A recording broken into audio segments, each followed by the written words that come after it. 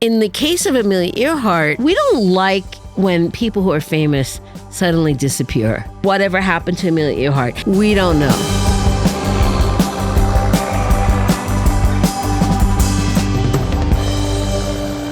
It's very difficult to know who she actually is. I mean, that's one of the challenges of writing this book is, we think we know Amelia Earhart, but we know a creation, which is basically a creation of her husband's careful management of what she should be.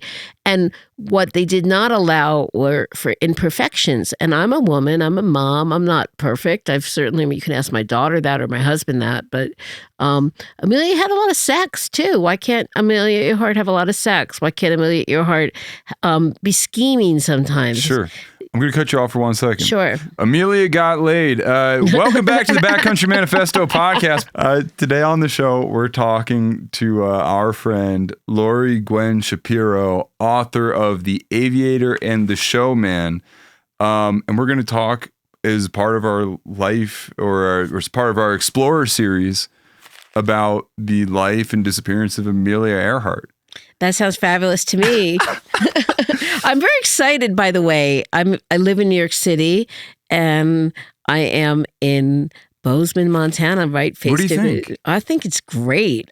First of all, I've been traveling around the country on tour, which is really fun. But I'm loving a town that's near the Rockies that's also really into coffee, because that's where New Yorkers and Montanans ven. Where did you go to?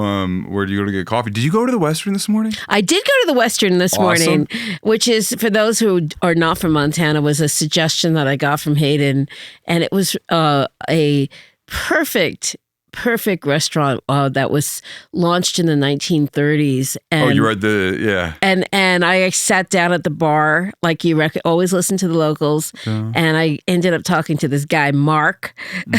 Mark, my new best friend in Bozeman, who gave me all sorts of places and background. And, I just took it in. It's 8:00 in the morning. The place is packed because it's where the locals eat. And I had some kind of 5,000 calorie breakfast that was just really delicious. What'd you have? I had chicken fried. That's what I get. You got the best in the West. Every time. I did that on Monday. What day is it? Today is Sunday. I did that with Jack on Friday. Oh my God. I'm on a diet, and that just took me back. But when you're in Rome, you got to go with the local dishes.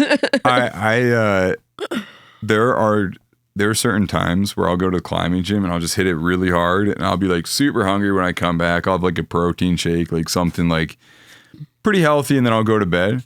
And the only reason that I do that is so like every little while, like I can go and get one of the chicken fried steaks at the Western specifically. For breakfast. That's the best chicken fried steak. Do you know that I had it for breakfast? I was what's going on here? Yeah, with the eggs. And I have, New York deluxe breakfast is like, bagel and lox and cream cheese. But this I thought it was vodka and cocaine. That too. But this was pretty good. I'm in because I was dining with the locals, and I have my friend Mark from the bar. So why? Tell me about what you do in New York by way of like introduction. Sure. So I am someone who is a journalist, and I'm also someone who is a curious person. And I approach history, especially American history, seems to be my forte, with not just curiosity, but with a lot of fact-checking skills up my sleeve. And I think that that's something that we're lacking. People take stories at their word. I'm also a journalist for the New York Times and for The Atlantic now. My book, The Aviator and the Showman, which we're talking about, was excerpted in the New Yorker a month before it came out. Was fact-checked up the wazoo. So if you've never heard about what the New Yorker does to a book, they actually stick fact checkers on it. And if you say something, you have to come up with the evidence. So one thing I will rest assured to anyone who's listening to this is that this book passed the sniff test. And in the back, are my notes, but it is a genre of what people call narrative nonfiction.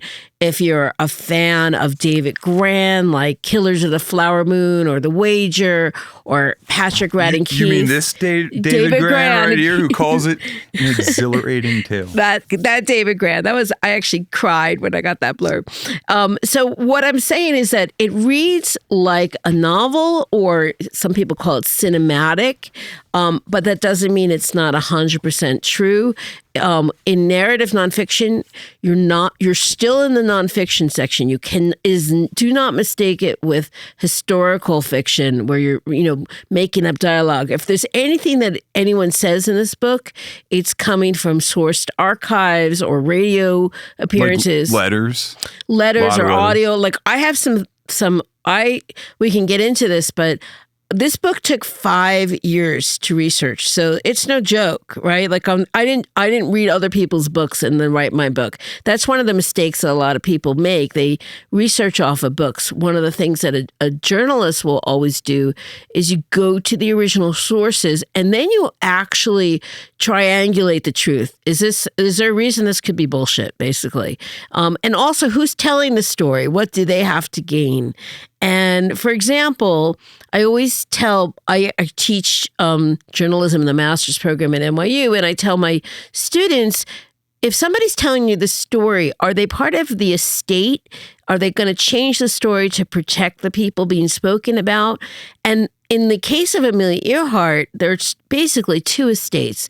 There's Amelia Earhart's family, and then there's the Putnam family, and many people have forgotten or never knew that Amelia Earhart was a married woman to a publishing executive named George Palmer Putnam, who is kind of pretty Machiavellian and a little bit slimy. And that makes it a very interesting story, because Amelia Earhart, I want to be a spoiler here, is not a bad person. I am not canceling Amelia Earhart. You're going to come out of this book and think of her as a more complex, nuanced person. And I always tell people that the story of my book is not how she died, although I do go into it, but it's the story of how she lived. That's the mystery to me. That's where I began. And I was talking to The Atlantic. I just did a piece about whether or not Amelia's plane has just been found again. No is the answer, even though we'll find out in November. But I'll buy everyone listening to this a coffee or a whiskey, whatever your choice is. If it's the plane, it's not her plane, because she did not fly 400 miles away from where her fuel ran out. But there's also a lot of Amelia in the news because the President Trump has just announced that he's opening up the Amelia files. And spoiler, this... Wait, no spoilers yet. No spoiler. Let's talk about that at the end, because I am very interested in that. I want to give everybody the dramatic build-up first. I want it to be invested. We have invested. So what I'm saying to you is that there's a lot to be found in archives. And I go to places. I think that's what gives it a cinematic appeal. I'm a storyteller. I am a professor, but this is not an academic book. I am reading this I'm actually not reading this. I'm writing this as a popular historian. I want to sell this book at Barnes & Noble and Independence and Amazon. And I actually just went to town in Bozeman to a really wonderful bookshop. Country Bookshelf? Country Bookshelf, and they have been selling a lot of copies of the book, and they had some for me to sign. And that's where I want to see the book sold. I want people to be able to not be afraid of history, and I want people to find it kind of sexy, I think that it's interesting that you use that word in particular, because what is the defining characteristic of most pop songs? Right? Sexy. Yeah, exactly. And your book definitely has a pop kind of vibe to it in a certain way. It's meant to be accessible rather than sensational, which I think is what a lot of bad pop does. It forgoes accessibility, and it just jumps the shark straight to drooling. Right. And I have found I don't take anyone as an authority on what I'm researching. I found mistakes in I have about 200 Amelia Earhart biographies. I have not found the correct story in any of them. People that are touted as the experts were working with the estate, and they were stories were being tamped down, or they weren't trained journalists and they were taking liars at their word. And what is the big problem with working with the estates? The estate is, for example, an estate might want Amelia Earhart to be a perfect role model, say for children, and she is a good person, but she's not allowed to have anything wrong with her, and that gives a very flat portrayal. I'm a mother. I'm a wife. I'm someone who's had a lot of lovers in my life. I mean, that's all good. Does that make me a bad person? I have experience. Amelia Earhart was a stepmother. A lot of people don't realize that she went to PTA meetings for her husband's 2 children, that she was having an affair with the man that she marries. So my book opens up not in Kansas, where I had a scholastic biography when I was a young kid that, she's looking up in the sky and she sees Halley's Comet and she wants to fly. And that's just BS. That didn't happen to she's not plucky young like right. Amelia. I mean, my book is a story. So you start, even though it's a nonfiction story, it's a story. And my book starts in Manhattan, in Midtown Manhattan, not in Kansas where Amelia Earhart was born and raised, but in Manhattan in a publishing office where she's meeting a married man who is basically trying to cast the first reality show in some ways, not as Amelia Earhart to be the first woman to fly across the Atlantic solo, but to be the first woman passenger across the Atlantic. And they were looking for an all-American woman. And the reason that he is involved is because he has the money, the backing of a very wealthy woman named Amy Phipps Guest, and he is in the business of selling books. Let's start there. Okay. Let's start there. What I'd like to do on the show would be to talk from the opening gambit of your book. What do you call that? Is it a gambit? Yes, gambit. Right?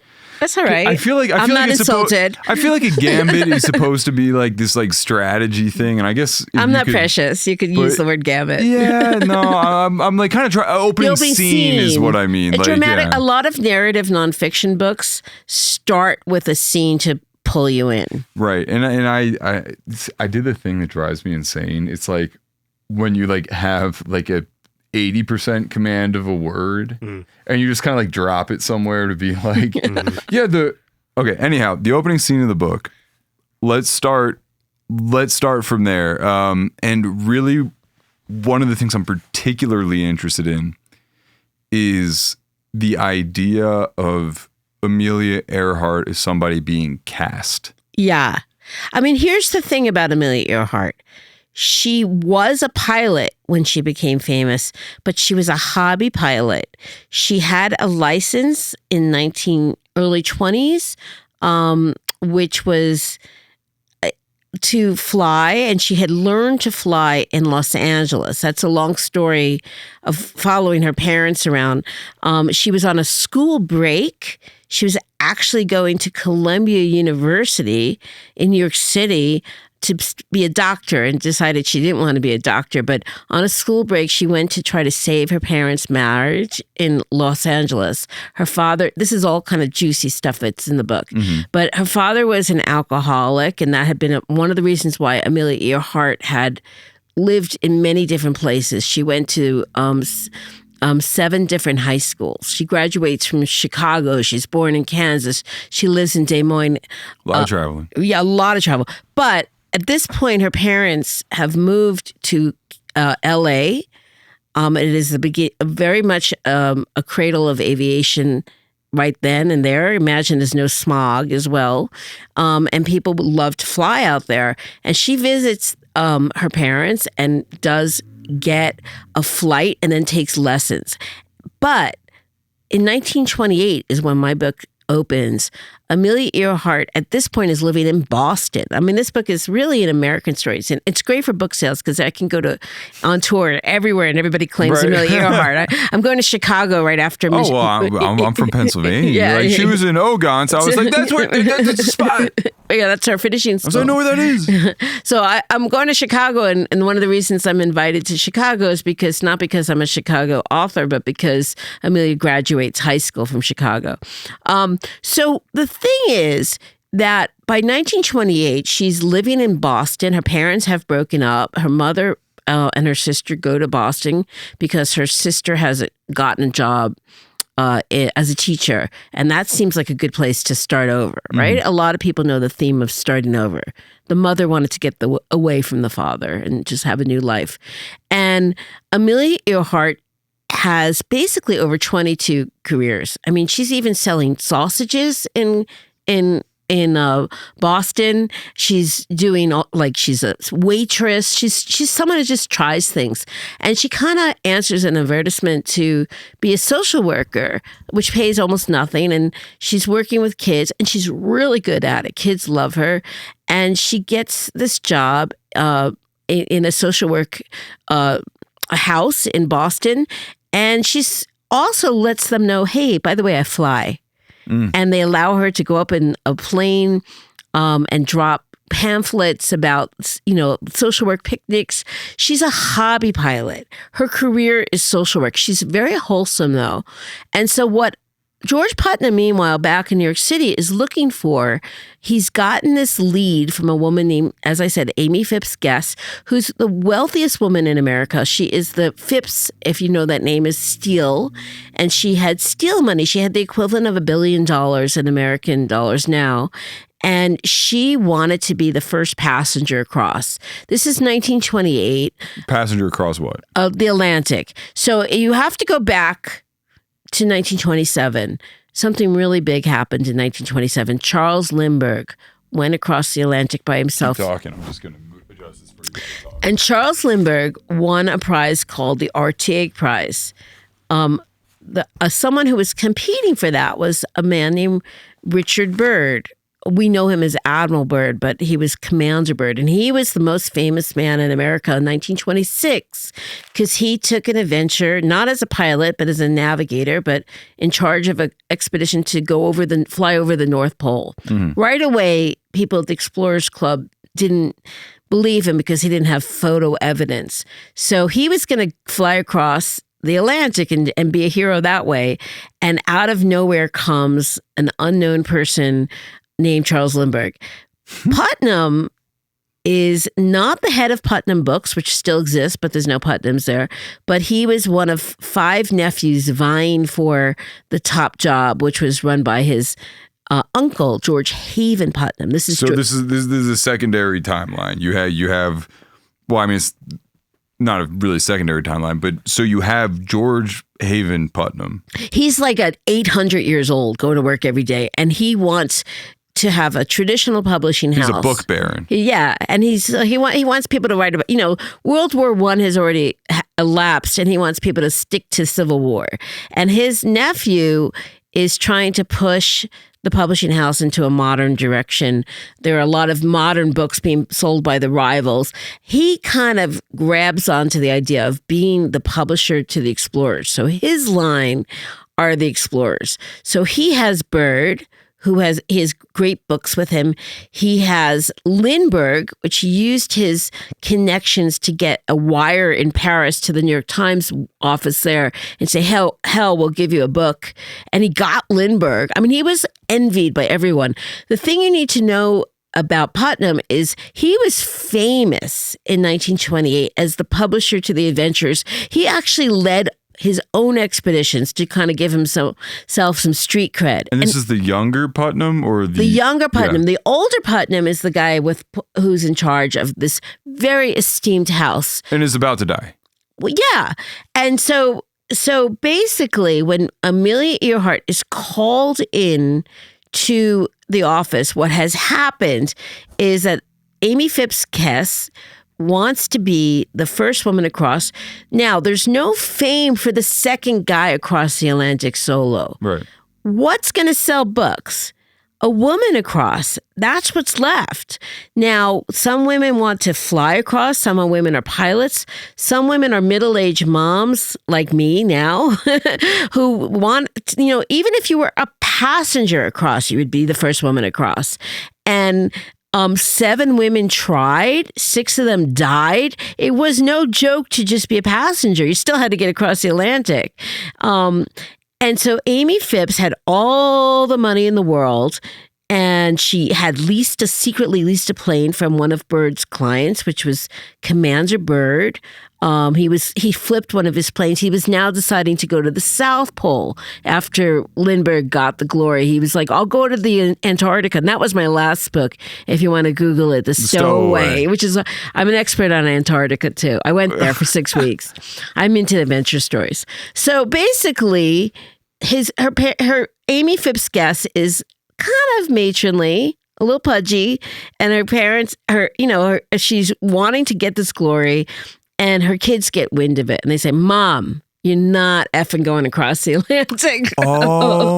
She was going to go herself right. initially. And so they came up with this idea that they would get a replacement for her, and she would be the sponsor, and she would get the glory that way. So she was going to fund this trip. Byrd was her connection. Byrd told Putnam, and Putnam had the in on what could be another big book hit. Oh, okay. So he put out almost a casting call for an all-American pilot that would be someone like a hero like Lindbergh. And it couldn't be anyone who was African-American. It couldn't be anyone who was Jewish. It couldn't be anyone that was a little rough around the edges. It had to be like the woman of like an all-American church-going or whatever. Shirley Temple all grown up. Exactly. And he had a comrade up in Boston named Hilton Rayleigh, who was really a secretly genius PR guy, and he did all sorts of big PR accounts. This is at the birth of PR, and he loved to get involved with George's projects. And George said to him, hey, find me a pilot, a woman. And he started to hear about a woman in Boston, a social worker named Amelia Earhart. And he calls her in the middle of her social work, and she's working with kids, and she's like, you're crazy. And he said, come over, I'm going to tell you about this project. And she is young, but not that young. How old is she? She is lying about her age, which is a number of lies that Amelia Earhart Amelia Earhart can be a liar and still be a good person. 2 things can be true. But she had shaved 2 years off her age. She was telling people she was 29, but she was 31. And she had gone through all these careers, and she wanted to count, just like Amy Phipps wanted. This is 1920. Women got the chance to vote for the first time, and women were wanting to have lives that mattered beyond like just being married, which matters a lot. But some of these women wanted to have things in the history books, and Amelia Earhart had seen her life go by.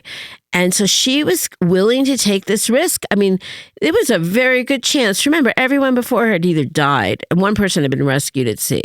So she is taking, this is very important as a biographer to understand that Amelia Earhart is willing to take life-threatening risks from the very beginning.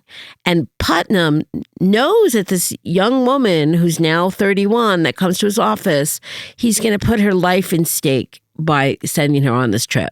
And he's willing to get a book deal for a risk-taking endeavor. That becomes very important in 1937. The idea that he's essentially casting somebody who could die. Who could die, and who also, it would be assumed, has a great deal of skill. And the reason that he's doing this is not necessarily because he has assessed this potential great level of skill. Because she could sell books. But because she can sell books, because she looks right, because she looks of the moment. And also his buddy, Hilton Rayleigh, who's like the secret genius on this, decides, let's call her Lady Lindy. And they cut her hair. So a lot of people tell me, she had, she did have those piloting clothes, those famous photos that were taken in secret in case she made it. She did have the aviation jacket. She did fly. She had the boots, but she had more of a bob. And they tried to model her more into looking like Charles Lindbergh. And she hated this, but she looked a little bit, if you modeled her the right way, if you turned her head, she looked a little bit like Charles Lindbergh, who was the biggest star in the world in the jazz age. Basically building this sort of like the prototypical pilot mystique. So basically what they were thinking of is that they're going to promote this woman if she makes it, as Lady Lindy. And it is revealed she flies, she's in training, not in training, but she's hidden away in Boston. And there is a flight that leaves Boston Harbor going to Newfoundland first. The closest place from North America, and I've been to Newfoundland. I spent several weeks researching there. I go to the places that I'm writing about to make it more cinematic. But the closest place across the Atlantic from Europe is Newfoundland. It's a bit of a cheat, but that counts, crossing the Atlantic. And it's still pretty dangerous in 1928. They announce her name as one of the latest women to go across the Atlantic as a passenger. The person flying the plane is a man named Wilmer Stoltz. He has a man who's working with him as a co-pilot and navigator. Amelia's only role is sitting on her butt in the back, which she is going to later resent. She thought she could have a little bit of time. Meanwhile, to make things more exciting, other women hear about her going, and they're the ones that want to go first. And there's a woman named Mabel Bowl who has money. She's a young woman whose husband died. She married an older man, and she has outfitted herself with diamonds as her shtick. And she's going to be the queen of diamonds. So she's in Newfoundland, in another part of town. So now the newspapers have a race. Who's going to be? But then weather happens. Yesterday I came into Montana and I was a little bit freaked out because it was the most turbulence I've ever experienced. Really? But you made it, it was raining, but weather always matters in these situations. It will matter later on in her life in 1937, which we're building up to. But she was fogged in Newfoundland, and so was Mabel Bowl. And there was this whole race. Now here's a little kind of cool thing. The man who is going to pilot Mabel Bowl, again, she's going to be a passenger, is a guy named Boots Le Boutelier. And and this is a guy who was an American pilot who had volunteered to be, because he's one of those guys that wanted to participate in war. He volunteered to be flying with the British in World War I before America joins World War I. And he was the last to see the Red Baron alive. And I knew a little bit more about Boots Le Boutelier than other people because my college boyfriend was also named Boots Le Boutelier because he's his descendant. Oh, okay. So, you never know when you're writing nonfiction who are going to be your sources. And he had all sorts of information that the other people didn't have. So I start to be able to, I go to Newfoundland. I'm going through archives that haven't been seen. I went to Trepasset, which is part of what they call the Irish Loop in Newfoundland. It's very remote. I go to the places that I'm writing about and I meet the descendants of the people that housed her in 1928, and they bring out a scrapbook of things that no one has ever seen. So when, we're doing this podcast in person, which I think gives it a richness. Yeah. But the same thing with journalism. When you're trying to create narrative nonfiction, it's not enough to read books and to do a couple of Zoom interviews. You got to get off the couch. You got to go to the places. I was fogged in Newfoundland. My plane was, I couldn't get out of Newfoundland. I had to stay there. I mean, I could experience the weather. I'm understanding there's a very old Irish culture on the Irish Loop. They don't all speak English. I didn't even know this. I'm so embarrassed to say this. I've always thought Newfoundland is part of Canada, but it is part of Canada. But in 1928, it was its own country. And you have to have a stamp. I'm sorry, I don't mean to interrupt you, but it's really funny you say that because we just did a conversation with a guy named Adam Weaver. I think he's one of the Nat Geo. I think he's in the Explorers Club as well. He's a caver. And we were talking about collecting coins because I had this big thing of quarters out there. People don't need to know about this, but he was like, "What are you doing with all these quarters?" I was like, "I'm kind of like looking for some interesting ones." And he goes, "Oh, I collect coins."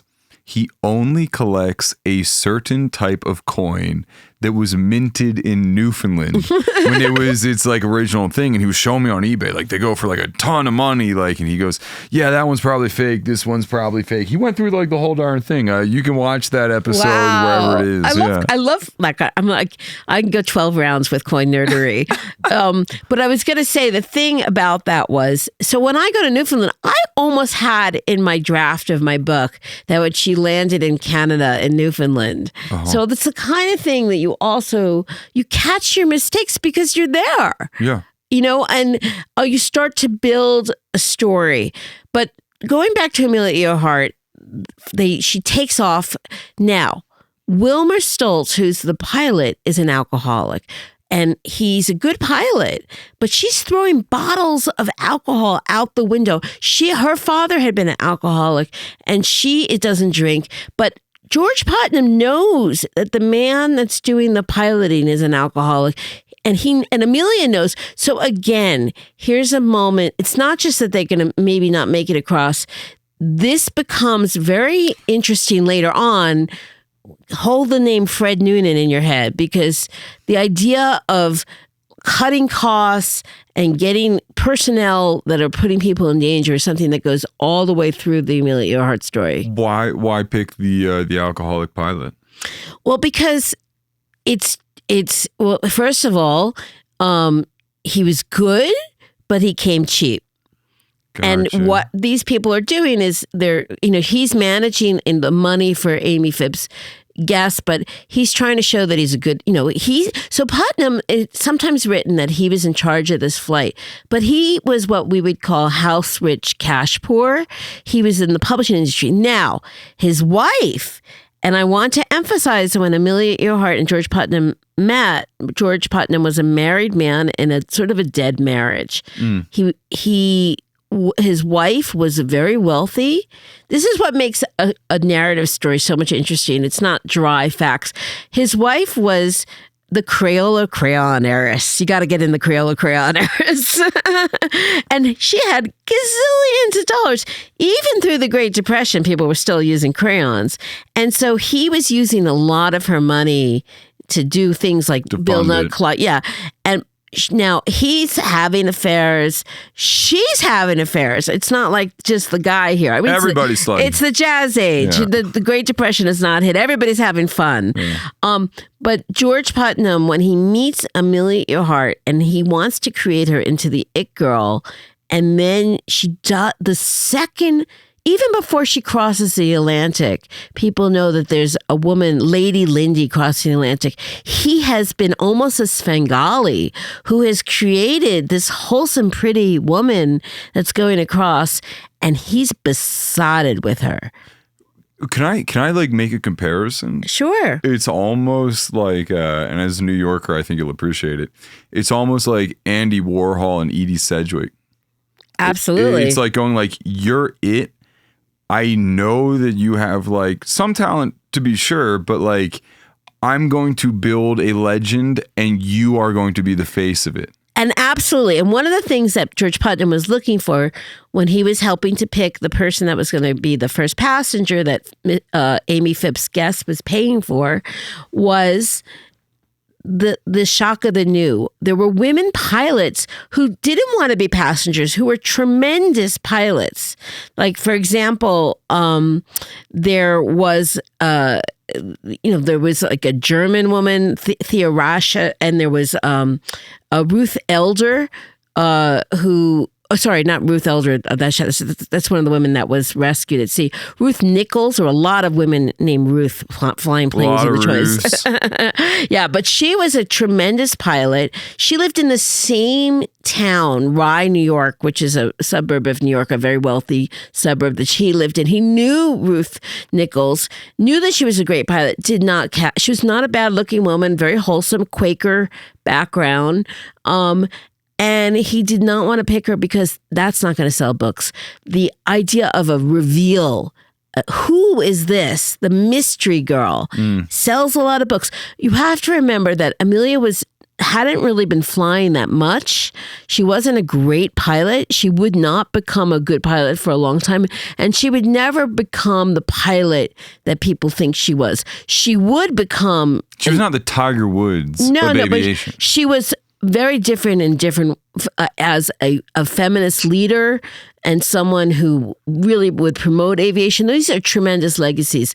But from the very beginning, she wasn't cast, so to speak, because her flying ability, but even though she's not going to fly in this plane, but she was told that maybe she could fly. But what happens is they make it across the Atlantic. Boots le bootlier, Mabel Bowl out in Newfoundland. They're like, well, you got to say that sentence again. Yeah, Boots le bootlier, Mabel will say it 3 times. And they're just like, all right, we're out because they've taken off first. They make it across. They do not land where they're supposed to land. In London, they land in Wales. And it's world-breaking news. She would become even more famous in 1932. I'll tell you why. But in 1928, Amelia Earhart becomes famous for simply sitting on her butt. And she is very embarrassed by this because nobody cares about the guys that did the actual flying. And this really, really eats at her. And right there and then, there are witnesses like Hilton Rayleigh, Putnam's assistant, was friends with Amelia Earhart now and had taken a boat to greet the flyers if they made it. And she tells him, and they're going across home on the Roosevelt on a boat. She comes back to America by boat, not by plane. I don't want to be famous for doing nothing. I want to fly across the Atlantic by myself. It's almost as if when they were figuring out space flight, and they were putting just the dogs and stuff on on the rockets.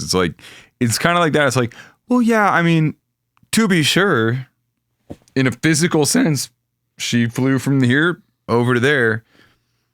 Not a ton of agency. No, right. And so she is... At this point, I got to give you some more information about Amelia Earhart to make the story sexier. You know, that's our key word here. Well, the whole thing is we're getting information about Amelia Earhart. She is engaged to this point. She is engaged to a man named Sam Chapman, who lives in Boston, who's an engineer, she met him in California. Good guy? He was a very good guy. Amelia Earhart had been in a 7-year engagement. He's like, oh, poor, everybody who reads my book says, oh, poor Sam Chapman. He's hopelessly in love with Amelia Earhart. He's following her around. But she was engaged to him in California, but she was hesitant about marrying him. He doesn't want her to be flying. He wants her to, he's an engineer who rented a room in California where she met him, but he's from Marblehead, Massachusetts, which is a yachty town, and he wants her to be a wife, and he's an intellectual guy. He reads books. Amelia's a very literary person. But here's where it gets crazier, and this is the stuff that I'm bringing to the book. Mm-hmm. When I went into archives, I was able to find audio archives that were very fuzzy and hissy, a part of a newly released audio that I chased for 5 years. It's now at the Smithsonian that anyone can listen to from their home. It's called the Amelia Earhart Project. They were tapes made in the 70s by someone trying to solve the mystery of Amelia Earhart's plane. But he went and interviewed a lot of people that were still alive that knew Amelia Earhart, including her sister. And she's talking about how Amelia, in her early 20s, when she was living in LA and dating Sam Chapman, meets a multimillionaire named Thomas, Varney, who made his money on the bicycle craze of the 1890s. He's 68 years old. He also loves aviation. His chauffeur meets her in the library taking out aviation books, and he gives her a ride in his Rolls Royce. And he becomes besotted with her. And he wants to marry her. I think he's a widower, or he might have a very ill wife. It's a little bit unclear. But the person telling this story is her sister. I'm not just pulling this out of my ear. And the tapes that I got were very fuzzy. And this is where my husband, who used to be a rock musician and a music producer, came in very handy, because he was able to take the hiss off. And this was all being whispered. A lot of this stuff was being cut off. All this guy was doing interviews was to find out where the plane was. But anything personal was cut off. And I'm yelling at the tapes, we need to hear that. But my husband said, hey, I can help you a little bit. I was like, oh, you can come in handy now. Yeah. And he upped the audio. He took the hiss off, and suddenly I can hear her sister talking clear as a bell about how Amelia wanted to marry Varney, not Chapman, and wanted to use that money. He believed in her aviation future, and what that shows you, her parents put the kibosh on it. They said, you're not marrying a 68-year-old guy. You need to marry someone. So Sam Chapman was like the second choice, and he follows her to Boston. And Putnam has convinced her to drop Sam Chapman and enter an affair with him while he's married. I mean, this is not in your Scholastic book about Amelia Earhart. This is not, by the way, if you're listening, an Amelia Earhart book for kids. Yeah. There's other books for you. Give that other one to your niece. This is an adult book. Give that one to your niece that's 8 years old. Right. This book is for you, right? If you want to know like a real life, a real person, and it's the jazz age in the beginning. It's crazy, crazy time. The world changes in 1929. We'll get there. But basically, Putnam becomes her manager. The second she's signed on, he's getting 10% of her take, and he tells her leaves Taking what? In promotion.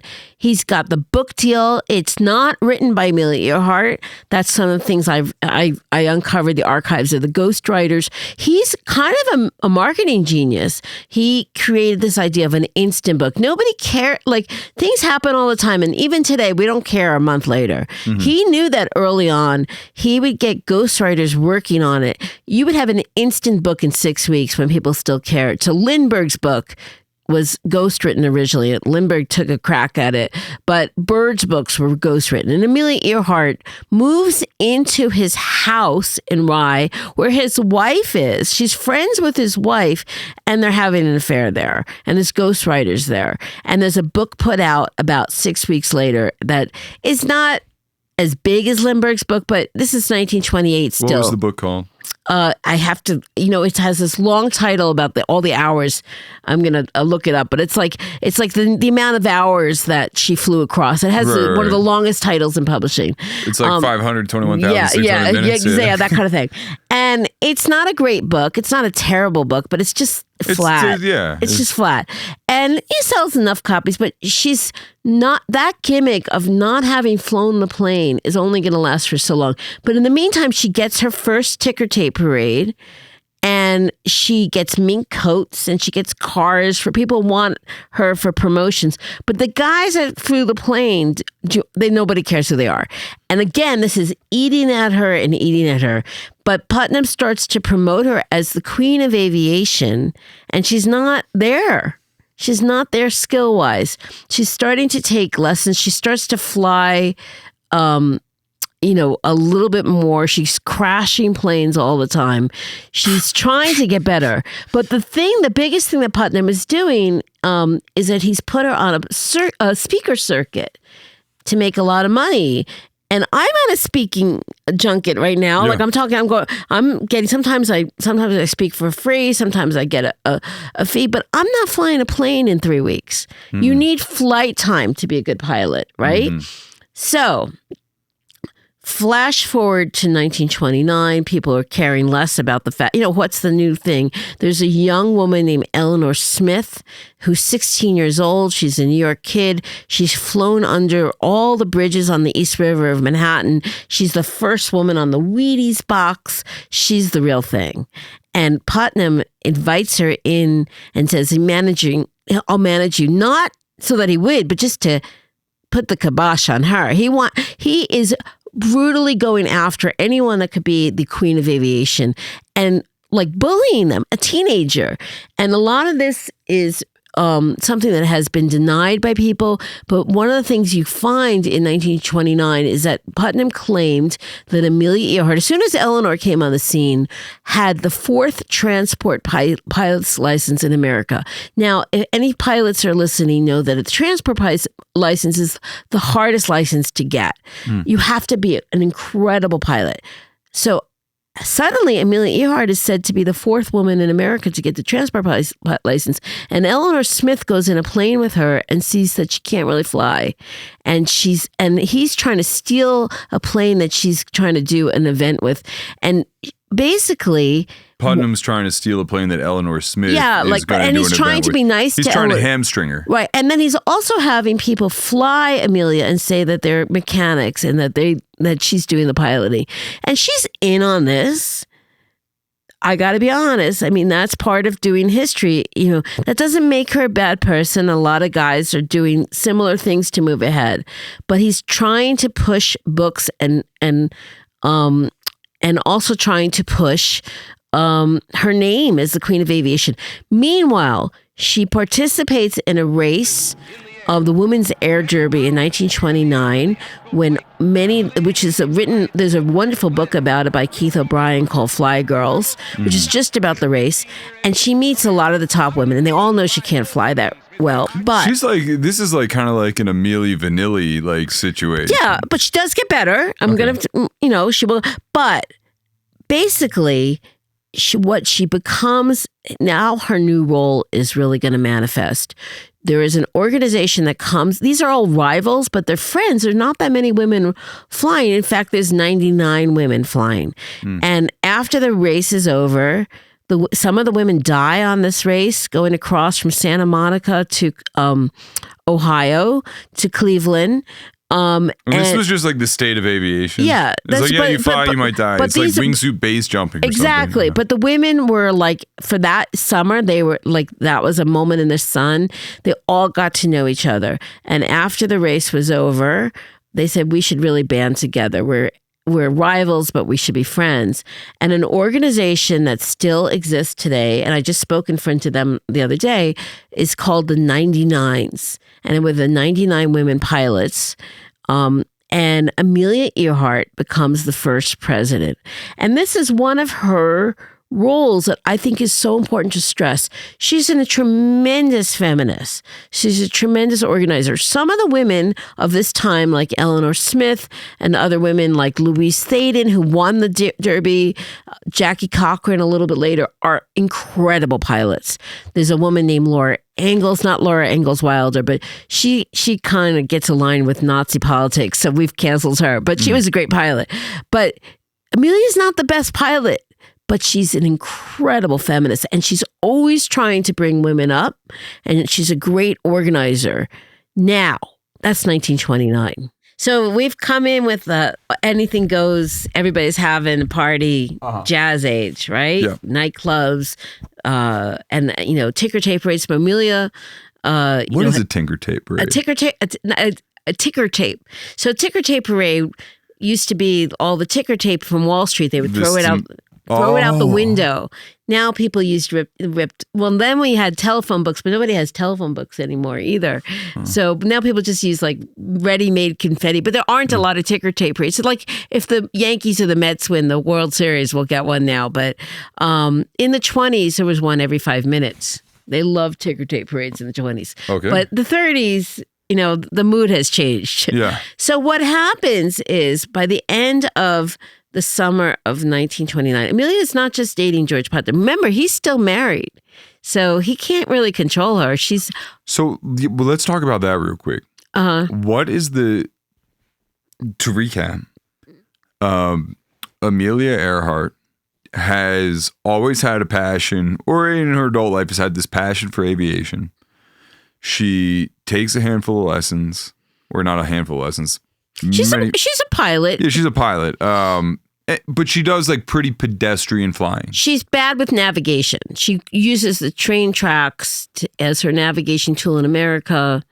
Which is, like it's like if you see the tracks, you know where you are.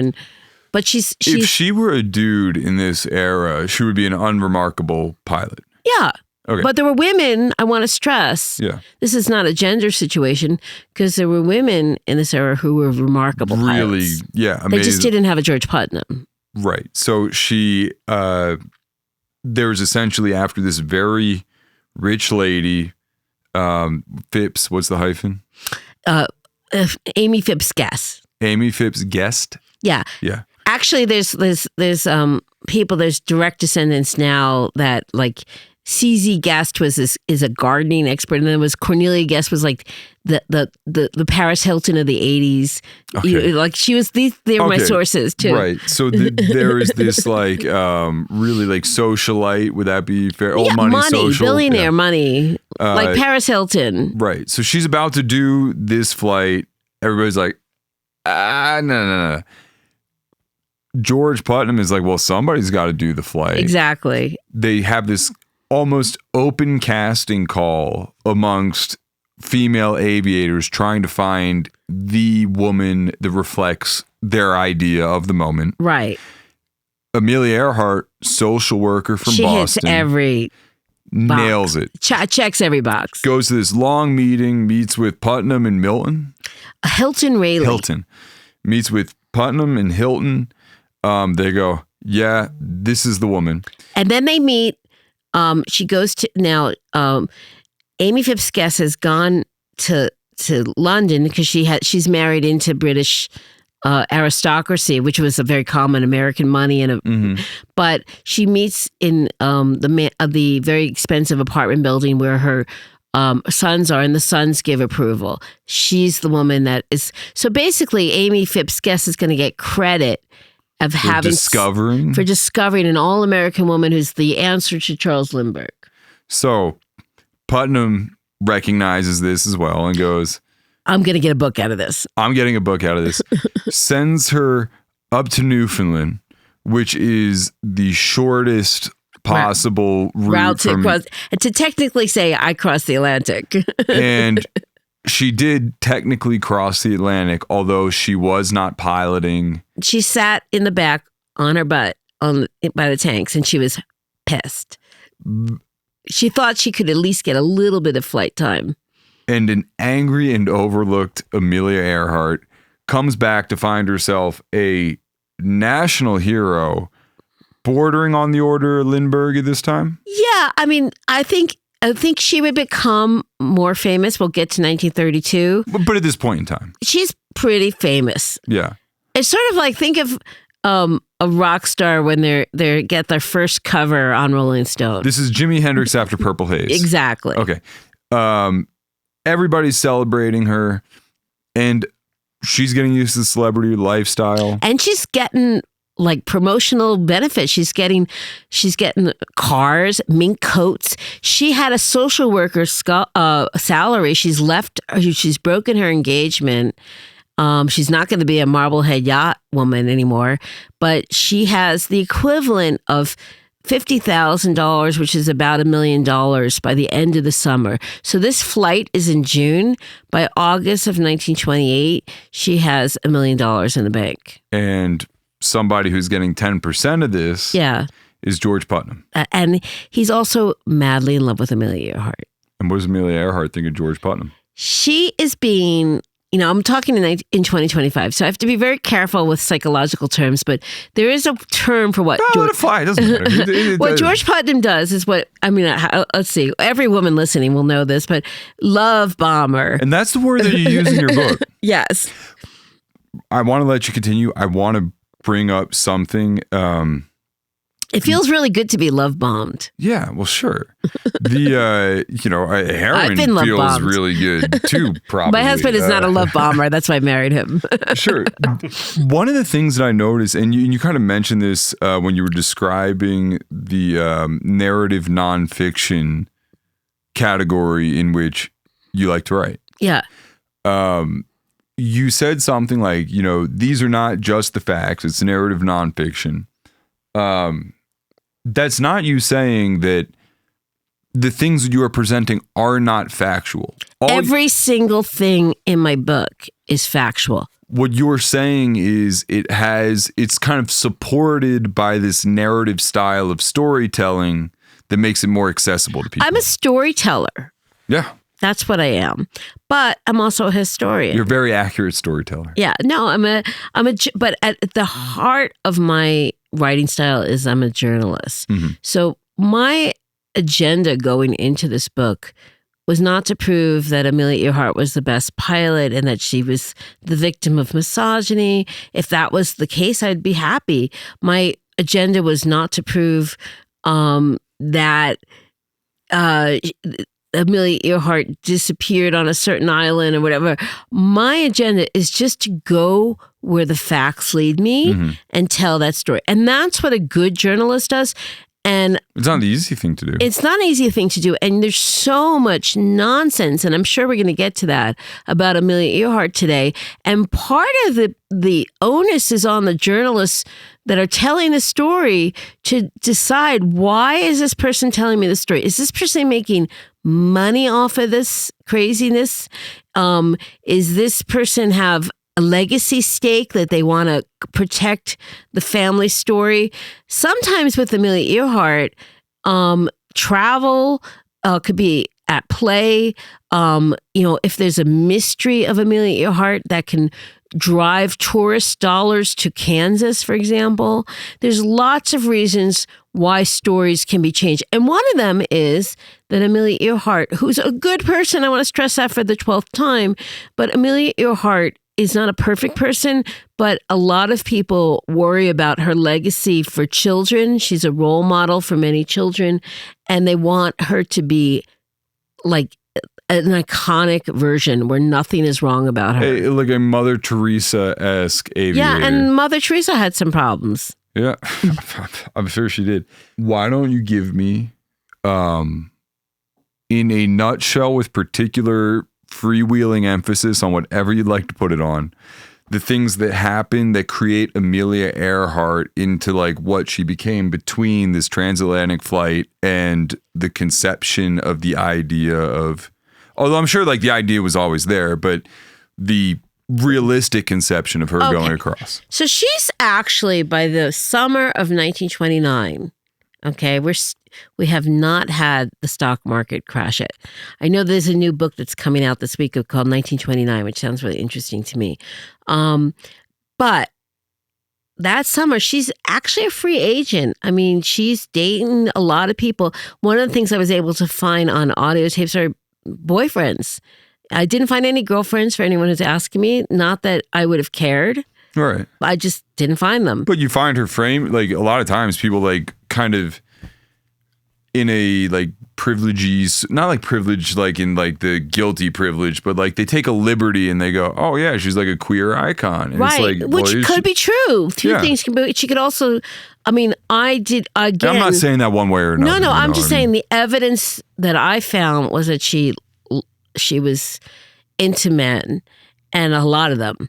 And the thing that's really interesting is that the gold standard in journalism and writing biography in particular are letters. There is and I have audio tapes of people talking who dated her, people that are talking off record, 200 hours of tapes at the Smithsonian that no other biographer listened to before me. Letters, archives that I found at the University of New Hampshire where Hilton Rayleigh, who was very close to her, remember that name from the beginning. Yeah. I called him Milton earlier. Yeah, Milton. But basically, he is a very interesting person because he's a lot smarter than Putnam. He would later on become the head in World War II of the Ghost Army, which was a secret unit of people who would, we're only finding out about now, of like a lot of artists and musicians that would do things like fake tanks and audio recordings. How do you put the artists and the hipsters to work in the World War II? Where they would do it so like they would make them like inflatable. So when the Nazi pilots would who's survey. Who's the head of that? Hilton Rayleigh. Really? Yeah, so he keeps a lot secret. I was able to find him talking off the record in an untapped archive at the University of New Hampshire, where he's talking at great length about Amelia Earhart. So I am seeing a lot of triangulated sources. I must have listened to, one of the things that I did is there was a documentary about Amelia Earhart on PBS in early 90s, American Masters special. Mm-hmm. I'm a filmmaker as well. I'm a film director. Mm-hmm. And I know pretty well that after documentary, the personnel don't always talk to each other. So I interviewed the producer, the director, the editor, and the assistant to the team separately. Mm-hmm. And they all answered the questions. I wanted to know what could not be said in 1991 that we could say in 2025. And nobody thought anything other than she was into men. And then I also interviewed the biographers that were still living. Some of them I disagree with them on certain takes, but some of them were doing their research in 1987. We certainly can't talk about gender orientation or sexuality in the same way in 1987 that you can now. Nobody found anything. They said, I wish I found something that would have been sensational. Yeah. But as I was saying before, the gold standard is letters. Mm-hmm. You could look at someone like Eleanor Roosevelt, who definitely had children with Franklin D. Roosevelt, but there are love letters between her and her secretary. Right? Definitely pretty gay, for sure. Yeah. Right. That is evidence. So I am not, after listening to hundreds of hours of tapes and listening to archives and interviewing people that knew people alive, I'm telling you that I don't find anything. Not that I care. I'm just telling you as a journalist where the truth led me. Now, that said, history can change. Something can be revealed after my book is out. 20 years from now, there could be some kind of letter that I didn't have access to. And a good journalist doesn't stick with the story. They say, oh, it's like a scientist, where science corrects itself. Yeah. Journalists understand that what matters is not that your book has the best story. It's what the truth is. And truth changes. Yeah. I mean, even, we were talking a little bit before we started the podcast about your love of dinosaurs. I mean, there was evidence that dinosaurs probably descended from birds, mm-hmm. right? And had wings, or feathers, yeah. right? That was hotly debated in the science community. And now people pretty much accept it, even the people that were against that theory. Right. That's the same in journalism. You go where the evidence shows you. And if you want to know more about that, check out our episode with Jack Horner. It was part of our Dino Days series where he talks about his project Dino Chicken, trying to reverse engineer a chicken into a dinosaur. Wow. You like that? I set that right up. I love when somebody teases me up. When somebody teases me up, I can't help it, man. I just gotta run with it. Well, let's go back to 1929. Yeah, okay. So, no dinosaurs in 1929. So George Putnam, you have to know, is just he'll do anything to sell a book. Describe him as like a person. Forget He's a very good looking man. He's 6 feet tall and he's got glasses and he has that intellectual kind of look about him, but kind of hot. He's a hottie. That's a pretty subjective definition of hottie, but okay. I imagine Stephen Colbert, but like a little more just kicked up a notch. Yeah, exactly. Okay. But women loved him. By all accounts, in all the archives, women just threw themselves at him. Okay, so that's good information. Uh-huh. And he participated in affairs. Yeah. Okay, while he was married. Well, he also would do crazy things to get books on the bestseller list, including pretending in 1929 that Putnam Books was being blown up by fascists so that he could get a book on the bestseller list, which actually worked. But remember who's running Putnam Books? The very old uncle who's very genteel, and he's horrified. And Putnam is getting all these bestsellers, but our Putnam, G.P. Putnam, George Amelia's Putnam, and he thinks he's going to be the uncle, like it's a game, like if anyone watches the TV show Succession. And he's heir to the throne. Yeah, he's gotten We by Lindbergh is the #1 bestseller. He's got all these bestsellers. Of course he's the guy that's going to take over Putnam Books. And then the major, who was George, that's from the Civil War, George Haven Putnam, the major, he was a major in the Civil War, dies. And the will is read.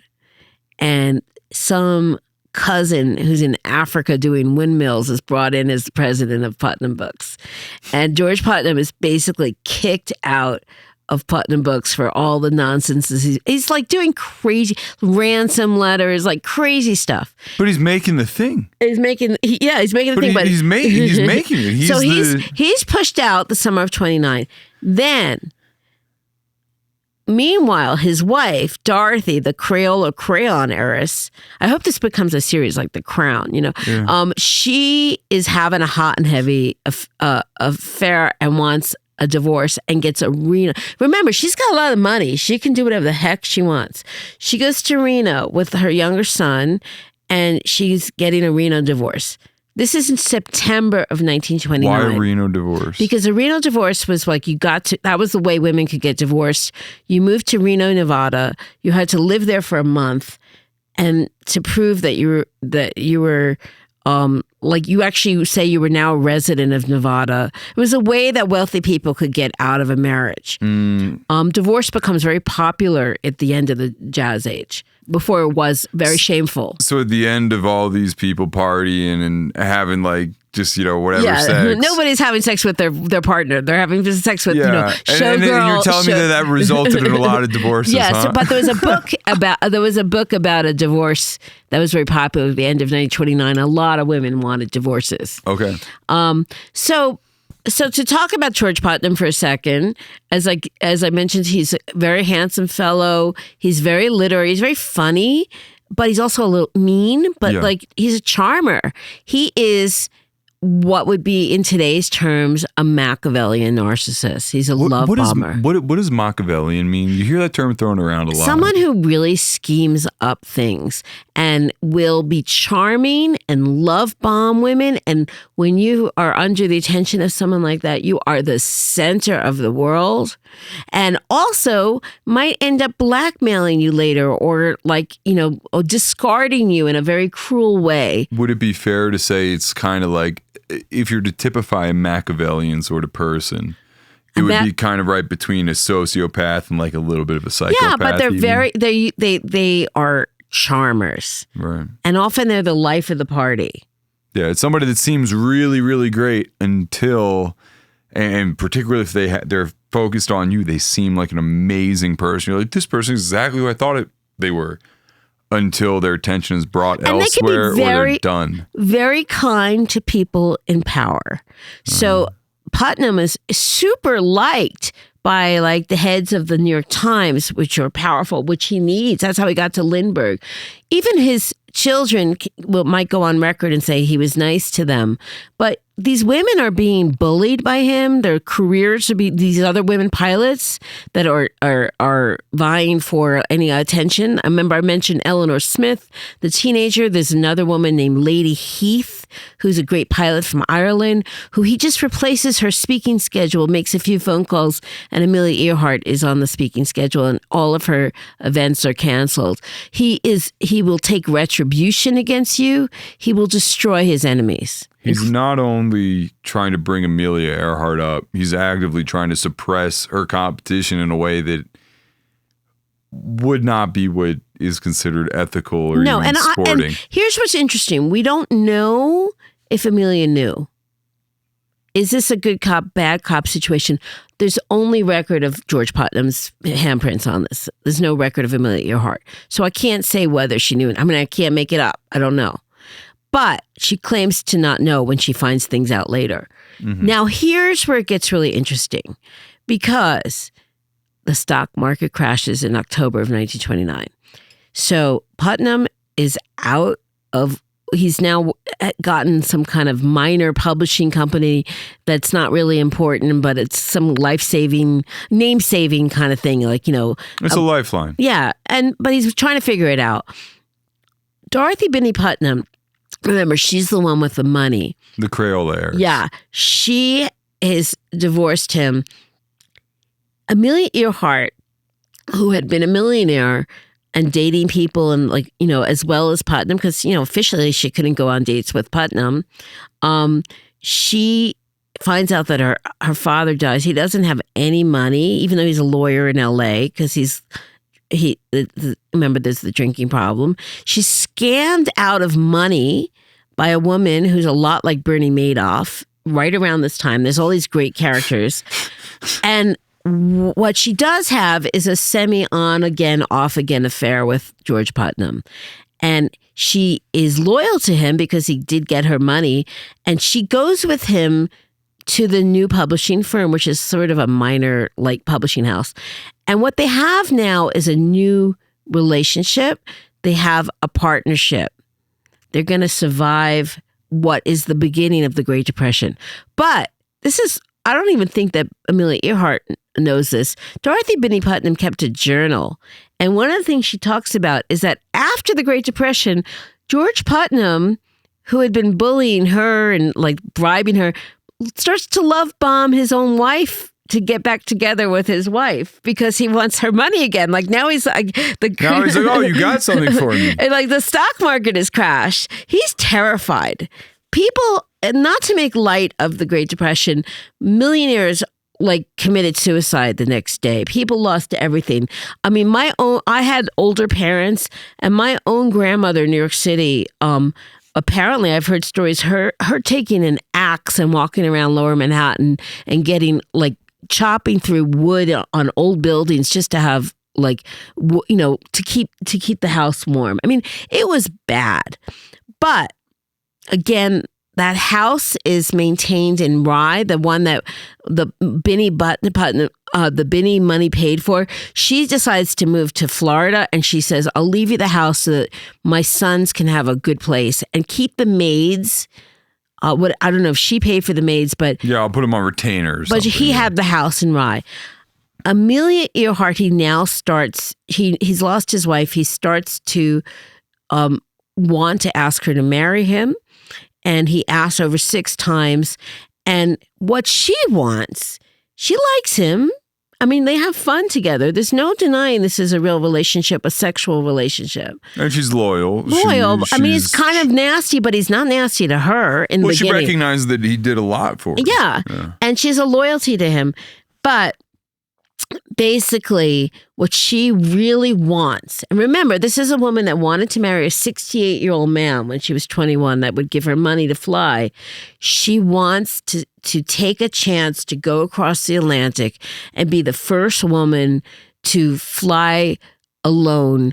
And this time, if she got a ticker tape parade, to earn that parade, if she got more fame to come for it, get more fame. And also, Putnam would have a great book. Right? And they start developing a plan together. Inspired. Right. And also they get married in 1931. Sure. Right? So let's look at the timeline for example. Amelia Earhart and George Putnam will only know each other from 1928 to 1937, but when they get married in 31, they've been in an on-again, off-again affair for over 3 years. Mm-hmm. The marriage begins in 1931. And it is, a lot of news about that. When they get married, she starts doing some crazy things she starts piloting something called an autogyro, which is like an early version of the helicopter. Nobody really cares. It's like, what's going to do it? She's got to get her flying skills up. She's throwing stuff at the wall. Yeah. But she's not flying well enough to get across the Atlantic. So he hires Burnt Balkin, who's in my Antarctica book, The Stowaway. He's the one that did the flying and flew Bird over the South Pole, the first flight over the South Pole. And he gets him secretly to be her flight tutor.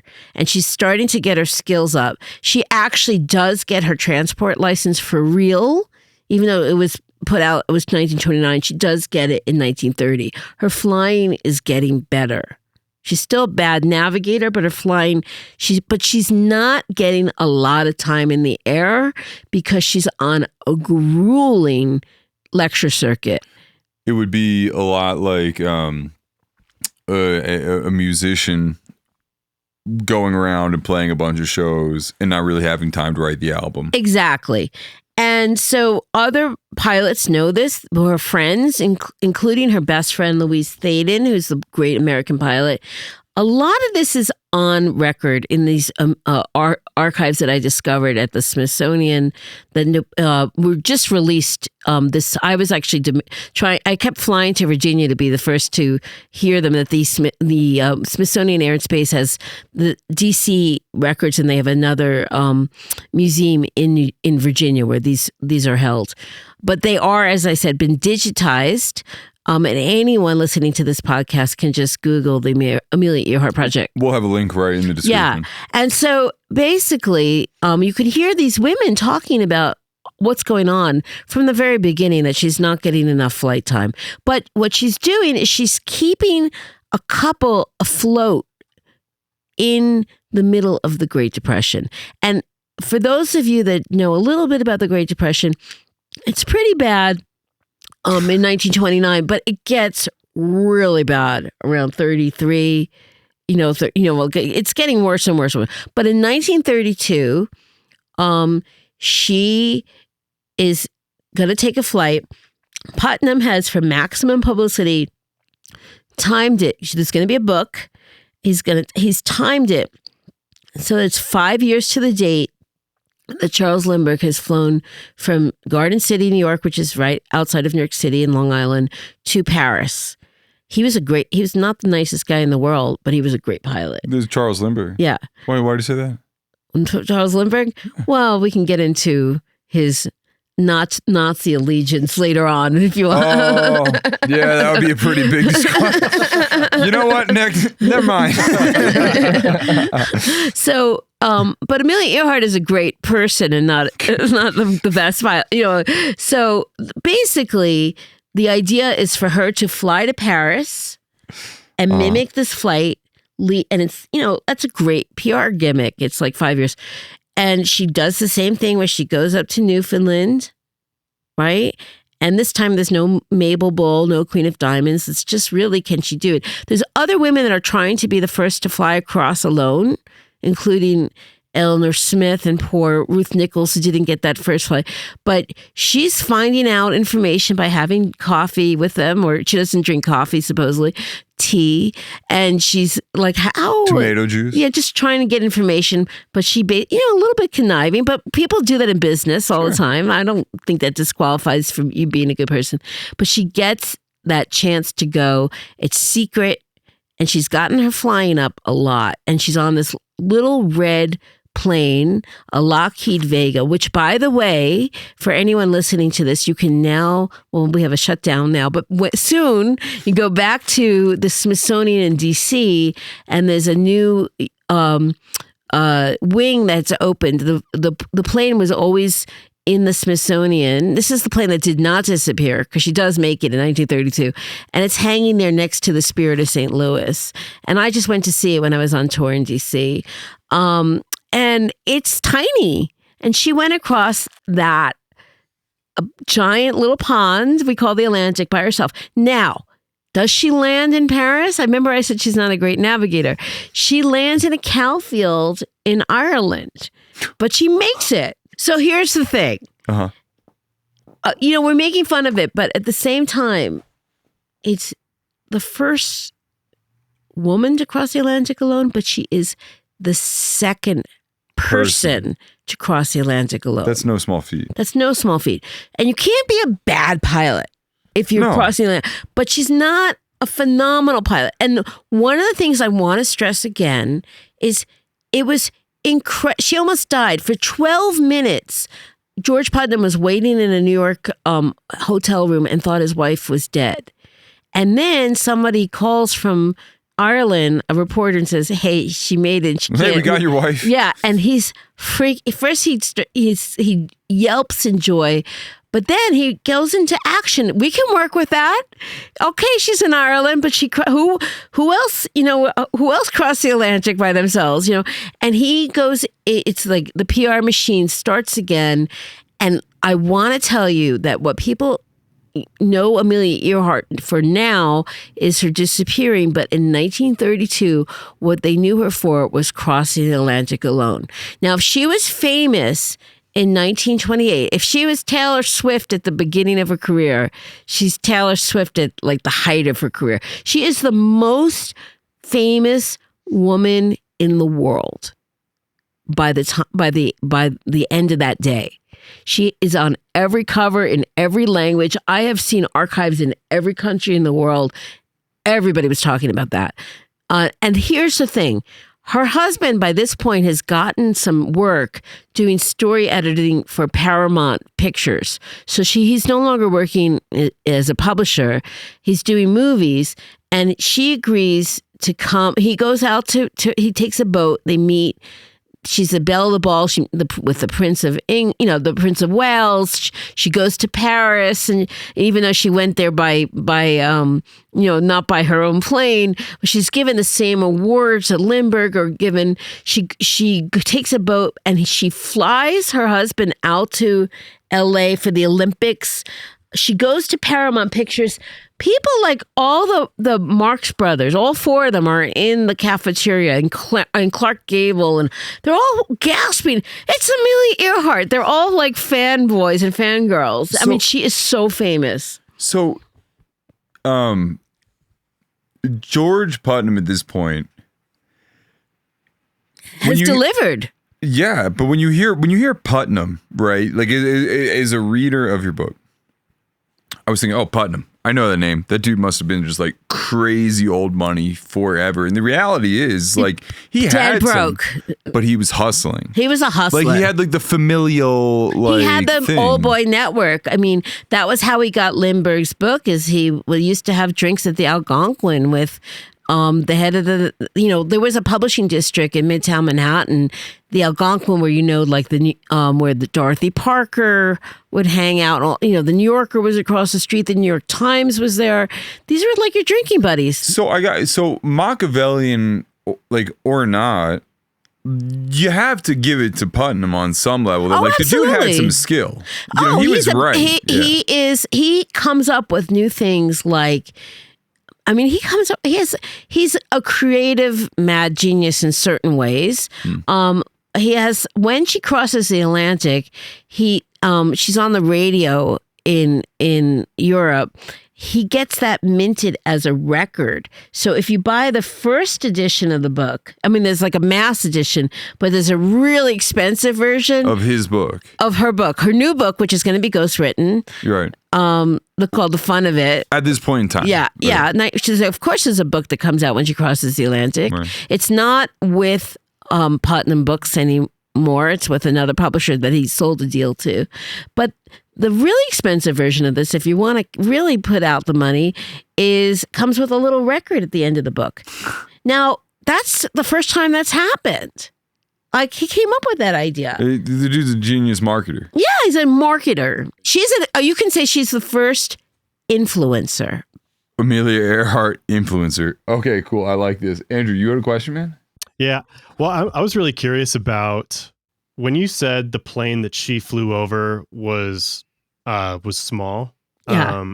How small? Like tiny. Well, this is great. I was going to ask too. Just describe the planes that Amelia Earhart is flying, and specifically describe some of their restrictions. Why is crossing the Atlantic so amazing? So the planes in 1928, and then our open cockpit. But 19. Didn't think of that. Right, but in 1932. The Vega is a small red plane that's very fast and powerful. But the plane that we will most associate Amelia Earhart with is also a Lockheed plane. It is an Electra 10E. It has helped. We'll get there to 37, but part of the money comes from Purdue University because she gets a gig through Putnam to be not a professor, but like she comes in as a consultant and teaches for 6 weeks to women, to encourage them to go into aviation. That plane is incredibly more advanced, much larger than the Vega. You can see the only remaining Lockheed 10E in Atchison, Kansas, where Amelia Earhart is from. There is a brand new museum called the Amelia Earhart Hangar Museum, hangar like an airplane hangar. And the only other plane that exists, it's that model is there. And it's not giant, but it's really big and it's much more advanced. I mean, so from 1932 to 1937, we also now have Pan Am has routes across the Pacific. Aviation is exploding. If you think about AI today and how every year it's crazier than the next year. Every fucking minute, right? dude. So that's the equivalent of aviation. So knowing your skills in 1928 and 1932 and then having to fly a 1937 Electra 10E is a tremendously different skill set. And what Amelia Earhart is doing, again, the economy is not getting better in the 30s. So she is making money for them, but as her real job is as a lecturer. So they would do, there are other flights. It's not like she set many records. Her flying skills are getting better and better, but she's taking tremendous risks. So even the flight, so she's always flying under the level that she's being promoted at, but she's doing these incredibly daredevil solo flights, including flying across the country by herself, flying over to Mexico, flying to Hawaii. These are famous flights. She, at this point, it is like she is a goddess.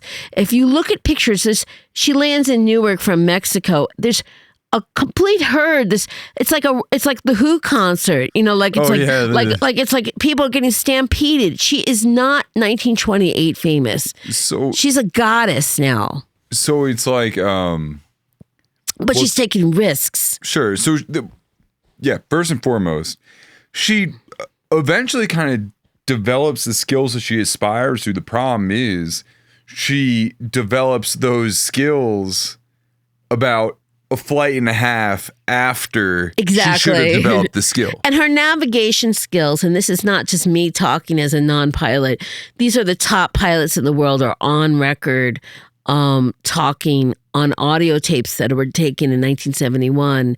Many people, again, were still alive. And also archival information I got from 1958. So if you think about it, she is born in 1898. Most of her contemporaries are born around the turn of the century. 1971, they're in their 70s. They're alive. They can talk very freely. Amelia Earhart has been gone since 1937. Right. And they're talking off the record. The tapes that I just got a hold of to write this book as my final research project were not available to biographers before me. That's very important to understand. That Elgin Long used a little bit of it, but he was only interested in what happened to the plane, not about her life. And everything that was off record was off record. But these archives that I'm talking about are at the Smithsonian. These are American history records. And I'm listening to them and they're saying how wonderful Amelia Earhart is as a person, as a feminist, as an ambassador for aviation, not just for women, but for all of aviation, encouraging women to take passenger rides so that to help people spend their money on aviation. I mean, people had to be convinced. Maybe they would let their husbands take a ride. You know, she's promoting the future of aviation, not just about the future of women in aviation, but the women that love her and also the male experts that love her as a person are saying, look, she could fly. She wasn't a terrible pilot, but she wasn't a phenomenal pilot. Yeah, it's like, well, Mother Teresa might not have been able to CEO a nonprofit. Exactly.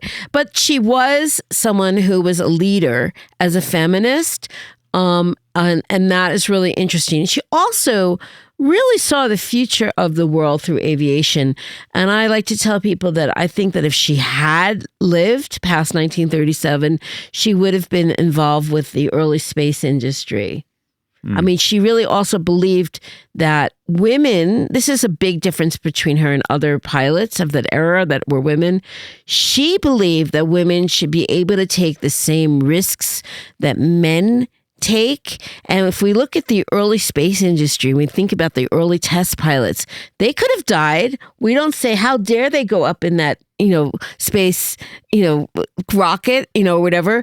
They were taking chances. And she believed that women should be able to take the same chances. Now, other women felt that, yeah, but you need to get your safety skills up to the highest level. Don't just take the risks. It's interesting to think about that because I had in reading your book, well, you and I have talked about this. I listened to the audible version by of your Stephanie book. Powers, who is the lead of Heart to Heart. Super good. I found myself a lot of times kind of feeling that way.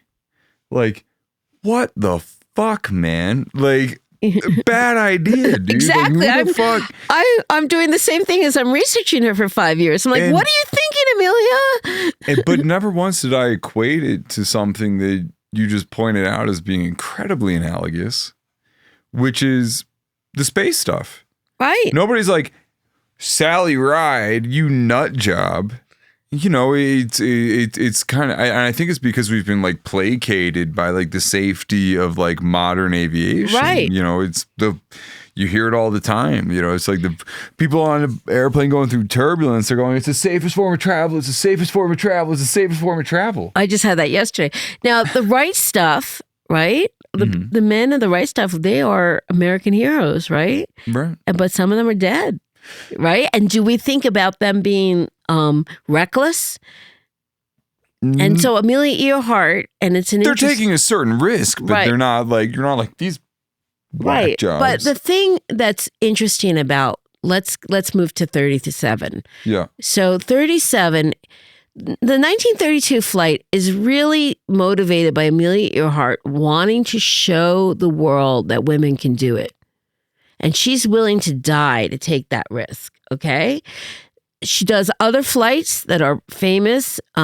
She is now falling out of the press because even going across the Atlantic by herself, who cares? And by 1934, Putnam comes up with other crazy stuff like that she's a fashion designer.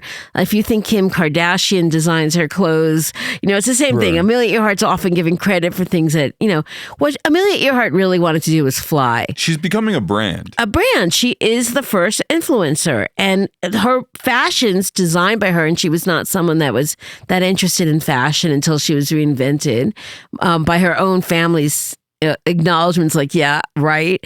But she has a shop in Macy's, and then department stores across the country carry Amelia Earhart fashions. But she wants to get back into flying, and so what Putnam decides, and this marriage is a real marriage. I'm married. I've been married for a long time, and some years are great, and some years we're not getting along, but we make it through. And what they're doing is they're trying to make it through this economic downturn, which is not seeming to end, right? And she talks to him and says, I would really like to take a longer trip and see some faraway places. And he's thinking, well, there is a pilot named Wiley Post who also crashed, but he was a great pilot, who was the first to go around the world by himself, but he went on a shorter route. What they come up with is that she's going to take a route around the equator. She's not going to do she's going to do all of flying by herself, but she's going to have a navigator. And basically, it's not one flight. It's So to make up for her weakness, or no, I mean, it was just the idea that, she's not a great navigator. Wiley Post went by himself, but so basically, she's saying to everybody that it's for science. It's the flying laboratory is what this plane. Putnam convinces people involved with Purdue University to buy the plane for her, and with the condition that she's going to get to keep the plane after. I love the interview she gives later when like the young reporter asks her about, is it a science thing? Yeah. But the thing is that she had the option to get a plane with pontoons so she could land safely in the water. and they pick a plane without pontoons because they want to be able to use it for her own use after she gets back from America. So that's already mistake number one. Okay, so the basic thing is that she gets a navigator. There's a lot about all the navigators she was interviewing that were telling her, you're crazy, named Harry Manning on the first attempt around the world. And again, it's not one flight. They're going to go around, and the first way is the other way around the world. She's going to go from California to Hawaii to this little island called Howland Island to New Guinea. Is this when the Honolulu thing happened? Yeah, this is in March of 1937. Okay. She has a very good sea navigator with her who she'd met in 1928, who was actually one of her former affairs. A lot comes out in my book. Harry Manning, a very good-looking captain. I'd have an affair with him on the ship too if I was coming back. He was pretty. Was he also like bookish Stephen Colbert? He was a handsome captain, but he also loved the ladies on his trip, and it was a love bomber. As one does. And one of my sources on this is his wife talking about his affair with Amelia Earhart. So it's not like these are good sources, and. That is not something I imagine she was stoked to talk about. Well, second wife. So the thing is, but he has tremendous Morse code skill. He's a sea captain. And she is flying the Electra. She has a coach named Paul Mance, who's a very good stunt pilot who's been hired. And they take off. Harry Manning is... at the very last minute, they add a second navigator named Fred Noonan, who's sort of a mystery guy. But they go, Paul Mance is secretly flying the plane from California to Hawaii just to give her some extra flight time. And then he's going to get off there. And she's supposed to take off from Hawaii and go to the next stop, New Guinea. And she ground loops. And what ground loops means, it's not crashing from the sky. The wheels spin out and the plane belly flops and the plane is destroyed. The Electra 10E. And what do you mean the plane? The wheels spin out, meaning like if you're talking about like a modern single prop with like 3 wheels, although I imagine all that shit was tail wheel back in the day. Like the struts break and it just goes. The wheels spin out and like it just like the plane just flops on its belly. And if you look at pictures they haven't gotten off the ground. Yeah. This is not a crash in the air. We got a bunch of the pictures of this over your shoulder in this podcast now. So if you look at the pictures from March of 1937, she's distraught. She's crying. And she is, if they were broke before, this whole last flight is not to prove anything for women.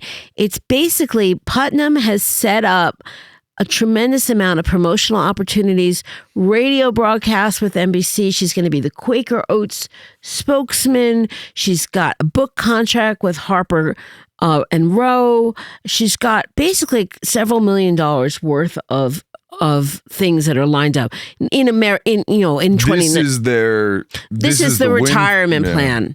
This is not the noble cause of let me just take this flight to show that women can go across the Atlantic. This is everything is going to be fixed for us. And they're not getting along all the time, but they're working together. Like, we've all been in a relationship where you try to make it through, and the economic times are still terrifying. You got to remember that. So if they were broke before, now the plane that they've borrowed all this money against. Now they're in debt. Now they're in beyond debt.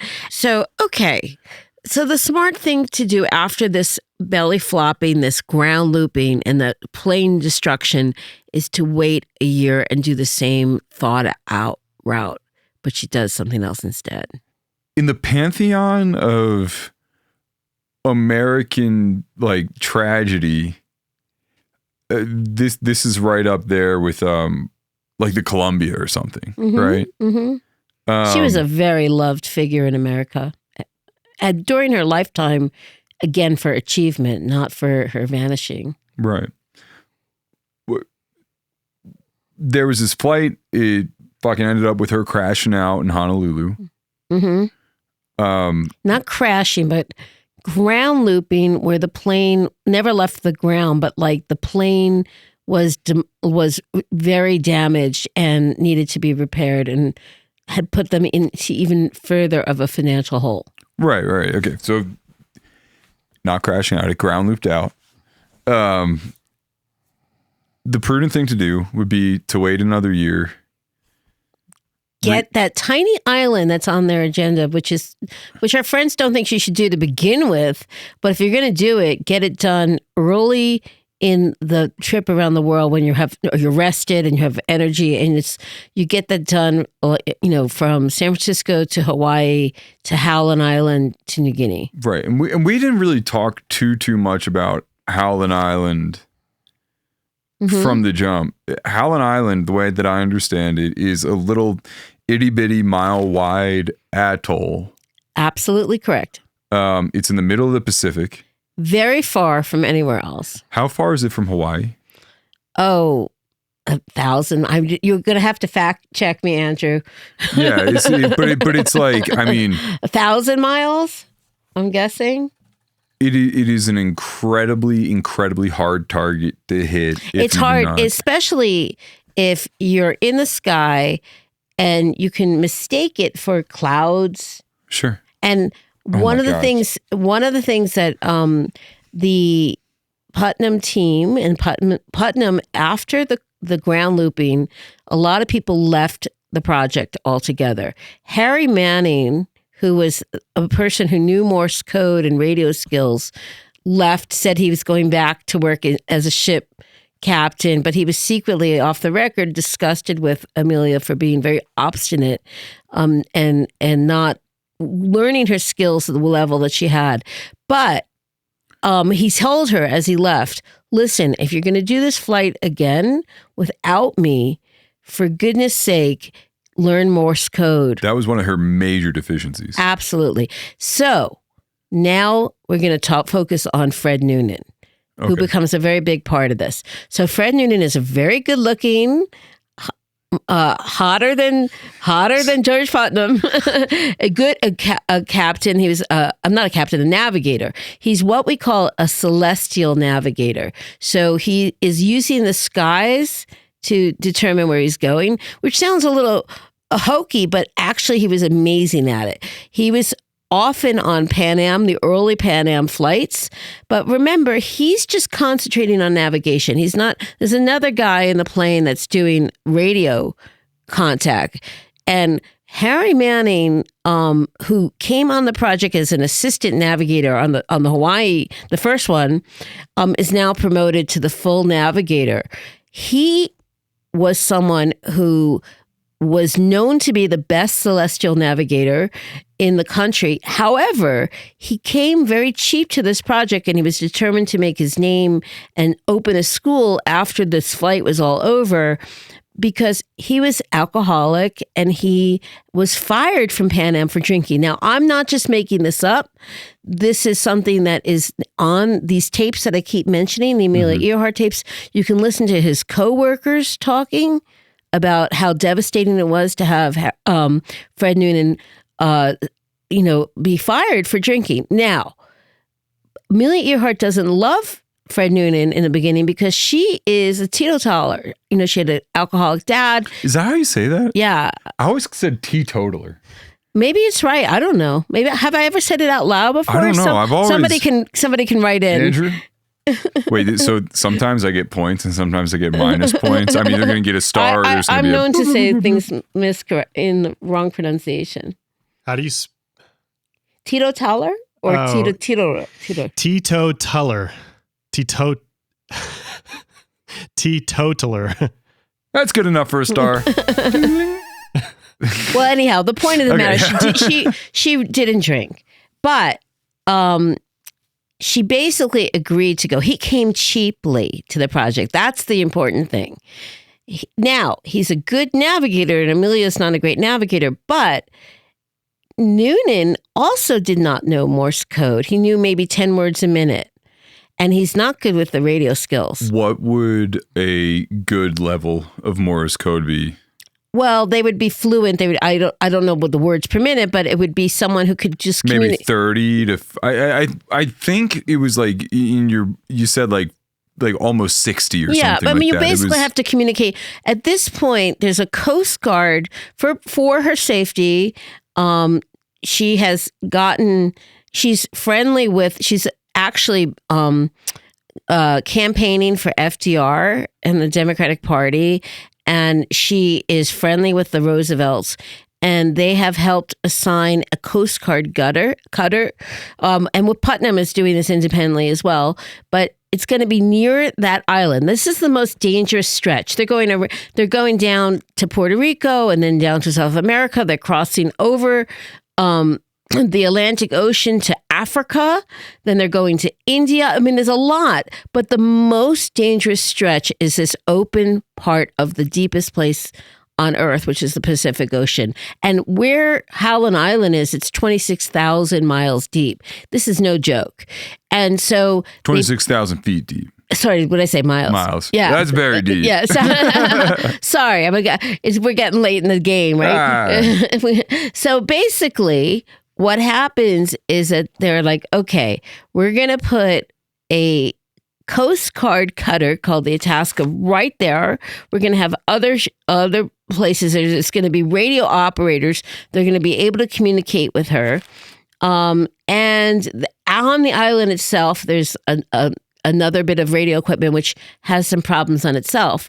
And basically, she should be able to communicate with people properly if she's coming there. Now, fast forward. Remember, this starts again in June, late May. She leaves Miami, where people start to realize that she's going around the world from Miami. And it's kind of like an unknown thing. Like she kind of, in fact, doesn't she like piss off one of her major Paul benefactors? Mance. Like she's counting California, but they sneak out of town. Paul Mance is her aviation tutor. He's a really big stunt pilot and teaches a lot of people, and he doesn't think she's ready to go. And Putnam is looking at the calendar. He's encouraged her to go the other way around. Now, how do I know that? Because Louise Thaden is on the recordings talking. And remember, Louise is a great pilot and Amelia's like closest female friend.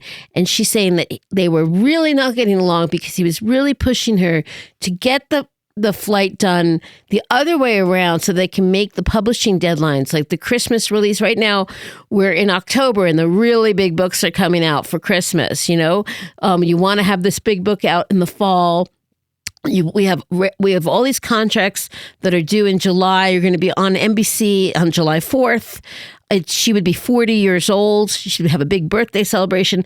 She's almost like, this needs to happen now. We're not going to wait until next June. We're going to reverse the flight. And they were anticipating it happening then. Right. So what's happening now, if you don't understand this, let me say it again, is that Howland Island is coming almost at the end of a very long around the world flight. Whereas previously it would have been at the front. It would be like you're fresh. And when I say it. flight, it's multiple flights, Mm-hmm. So, but that's where things start to go wrong. So Amelia doesn't love Noonan, but they have a camaraderie and he's not drinking. He's being very good about it. They're getting along. They go down to South America. They cross over to Africa. There's a couple of problems, but they're still getting along. But when he gets to Indonesia, he starts to drink a little bit. And meanwhile, Amelia Earhart gets dysentery. And you start to see these photos where she's really sick. And some of the people that are like dealt with her along the trip, this man, Elgin Long, who did all these tapes that I was listening to, again, his mission was not to do a life portrait like I am of Amelia Earhart. He's just trying to, he's like the Columbo of the air. He's just recording people. Yeah, whatever you have to say. I'm trying to figure out if there's any bit of information that can solve this mystery. He doesn't care. He cares less about who she is as a person. I'm listening to these tapes to see if like hidden stories that he might have missed because he's so focused on an accident. But he does get a lot of people on record, including people that were working on the planes as she's going around the world, talking about how sick she was, as she's vomiting, she has diarrhea, which is dysentery. I mean, it's like really not good on a long flight. No. And now there's coded messages back home that she has personnel trouble. Personnel trouble is the code for alcohol. And Putnam's starting to get pretty nervous about this. And also some of the friends back in New York that know what's going on. What next happens is that their final stop before that last plane flight that she's going to disappear on is in Lae, New Guinea, which is on Papua New Guinea now. I don't know if I've been to New Guinea, and it's, half of it now is Indonesia, West Papua, and the other half is Papua New Guinea. And back in 1937, it was an Australian mandate, Australian pubs everywhere. The airport that she was landing in Lae, New Guinea, was Australian pilots, and it was a white town in an indigenous culture, and they were basically carting gold in and out of New Guinea. That's why there was airports there. And the man in charge was a guy named Eric Chater, and he wasn't thrilled that Amelia Earhart and the roadshow was coming in, but okay, she comes in for a couple of days. So this man, Elgin Long, records. He is a pilot, by the way, for the Flying Tigers airline. And so he's able to do his sleuthing every time he's flying anywhere. He takes the plane. He gets all these people alive. And nobody's listened to these tapes until 2025 other than him. That means me. I'm the first one listening to them. And people that were drinking with Fred Noonan go on record, and the hotel owner who's like, an old lady, and her daughter's on record, and everyone that was hanging out. Now, I want to say this with gentle love. I'm married to an Australian, and I'm a New Yorker that drinks a lot of Diet Coke. And when I go to Australia and I go to Melbourne, I am drinking within like a minute. It's a drinking culture. And Fred is with drinking Aussies, and he at a certain point, Amelia and him are not getting along, and she goes to a dinner, and he hangs out at the pub at the hotel in Lae, and he's calling her things like skinny bitch. That kind of, this is on record at the Smithsonian if you want to fact check me. And I want to fact check it. I just kind of want to hear it. But the Aussies, and these are multiple people saying this, say he just absolutely lost it. He lost whatever control he had. He's drinking into the night. He's rip-roaring drunk. This is just double scotches. Everything. Yeah. 2 days before that final flight. Now, so she comes home to the hotel, and they have like mosquito netting, and you could hear all this noise of him drunk and like trying to move the netting around. And she goes, "Fred, is that you?" And there's some arguing that's witnessed by one of the people on the tape. So the next day, what happened? So this is the day before. Amelia takes Fred in a truck, and she borrows a truck from the hotel, a little pickup truck, and she's a good driver, and she's a fast driver. She likes speed, but she's a good driver. And she basically takes Fred to put eyeballs on him. Like, he's not going to be drinking today. We're scheduled to go tomorrow. And so she is writing, sending notes by wire to New York to be turned into newspaper articles in her name. So she's going to take a few notes about this indigenous village, and we saw these shields, and we met some natives, and there were wild pigs, and all these kind of details. But basically what she's doing is she's making sure that he's not drinking the day before the flight. So now, I'm not a big drinker, and I don't know how people can hold their alcohol. I am not saying that Fred Noonan was drunk the day of the flight, because there's film footage where he kind of hops on the plane, right? He looks like sprightly. Yeah, but that could be someone who's a good drinker. He was definitely not in a good place with Amelia Earhart. She is not in a good place with her own health. She looks deathly. She's so skinny when she gets on there. She's sick. They've been fighting. Now, here's the other information that archives can give you. There is a man, an Australian radio operator named Harry Balfour, who is working with this Australian group, of planes. Again, they're gold planes. They're taking gold in and out.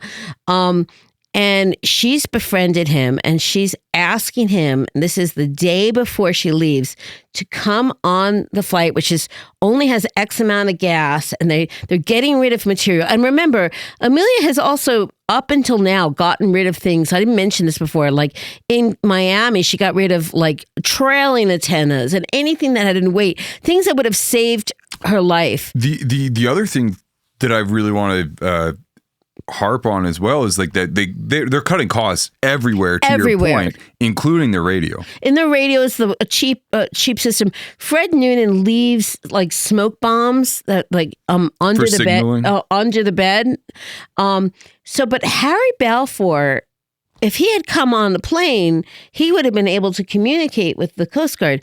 But Eric Chater, who's the Aussie in charge, is like, are you out of your mind? Why would we let our radio operator on a leave when we have planes coming in and out of lay? Like, that's not how you do aviation. You have to have someone who knows how to communicate.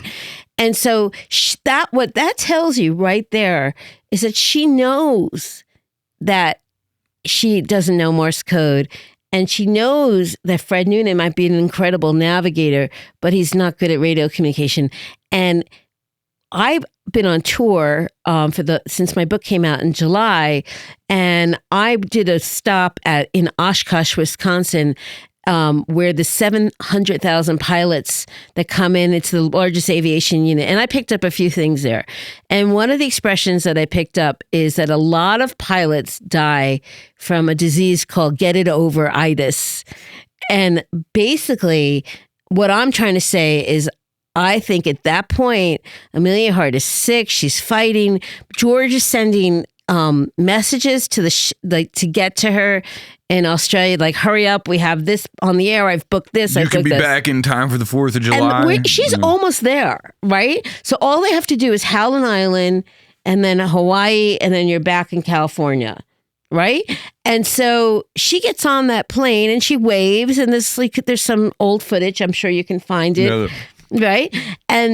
And the plane is so loaded with gas. It's at the maximum amount of, I shouldn't say gas. Somebody's going to write in. Fuel. It's so loaded with fuel that you could see it dip and then get up. And it's over a cliff. The Lay airport is on a cliff, and it's really terrifying to look. And you don't even know if she's dying at that moment, but it goes down, and then all of a sudden the plane is going up in the sky. Now, whether or not Fred Noonan had been fighting with her and had been drinking, he's still very good at what he does, okay?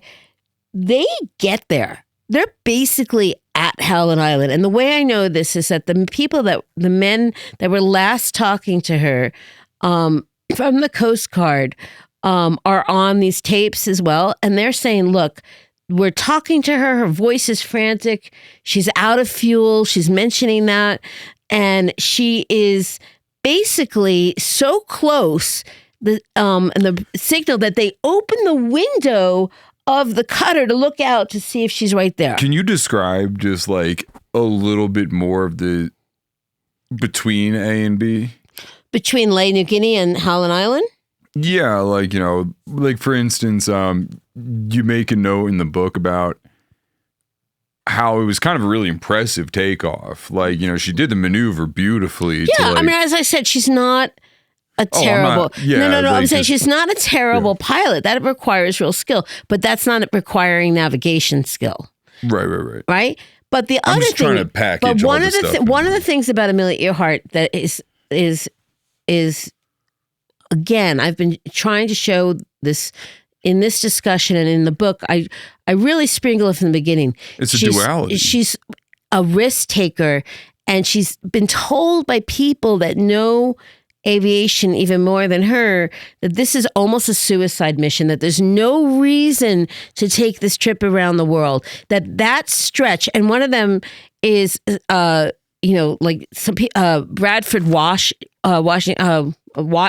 Washburn. He was turned down the job of navigator. He's like, you need to have this equipment. And Putnam is saying it's too expensive. We can't have it. I mean, this is not a case of George Putnam killing Amelia Earhart. It's a case of Amelia Earhart and George Putnam killing Amelia Earhart, if that makes any sense. They are both responsible. She has been reckless her whole life. She could have died very, very easily in 1928 as a passenger with an alcoholic pilot, and like 7 women had died. Even her 1932 flight where she lands in Ireland, and she almost didn't make it. And other flights that are legendary flights where she, did set lots of records, by the way, like sensational records. She could have died, and there's a lot of documentation that she was always in the wrong spot. But if you make it, right? You're a legend. You're a legend, like Evel Knievel, right? But if you don't make it, what happens to Evel Knievel in the end? You're dead, right? So everything's going really smooth until it's time to find the island. So then there's a bad situation that's going on. This doesn't sound likely, but there is a bit of a storm at one point, whatever.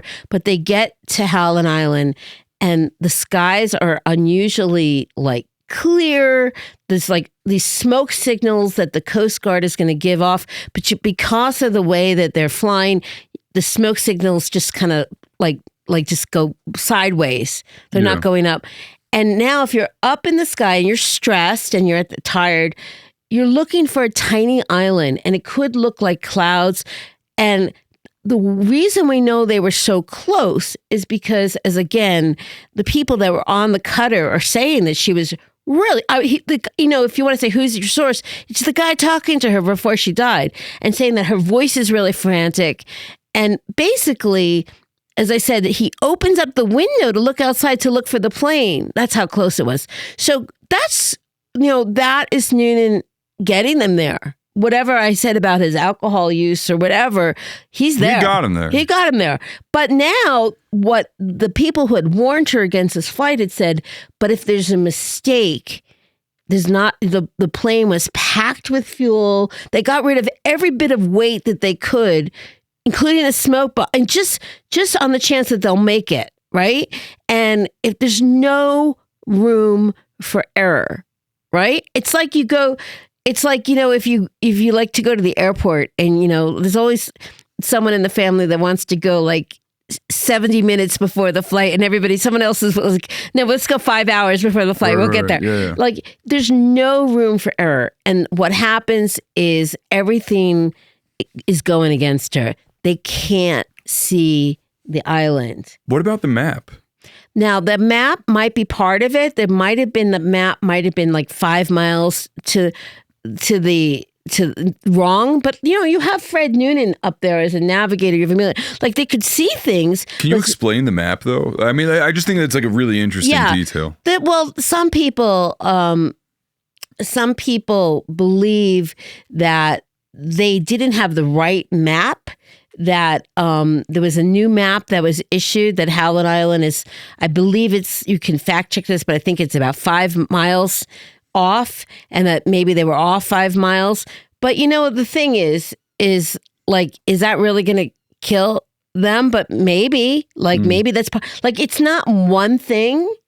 It's everything is going wrong. Ironically, a constellation of things. Right. Exactly. For a celestial navigator. And, again, she's exhausted. She's sick. I mean, I remember having the flu once and doing research, and I didn't know I had the flu. And then I just suddenly passed out. And I wasn't even aware how sick I was, because I was just I'm going to finish my job. I'm going to do this. I mean, sometimes when you're sick, you don't have great judgment. Maybe he was slightly hungover. We don't know. I don't know. But I do know that they weren't getting along. But what was going on in the play? Now, the job of a journalist is not to make it up. Right. I am not telling you that Amelia Earhart disappeared because Fred Noonan was secret drinking or that they were screaming. Who the heck knows?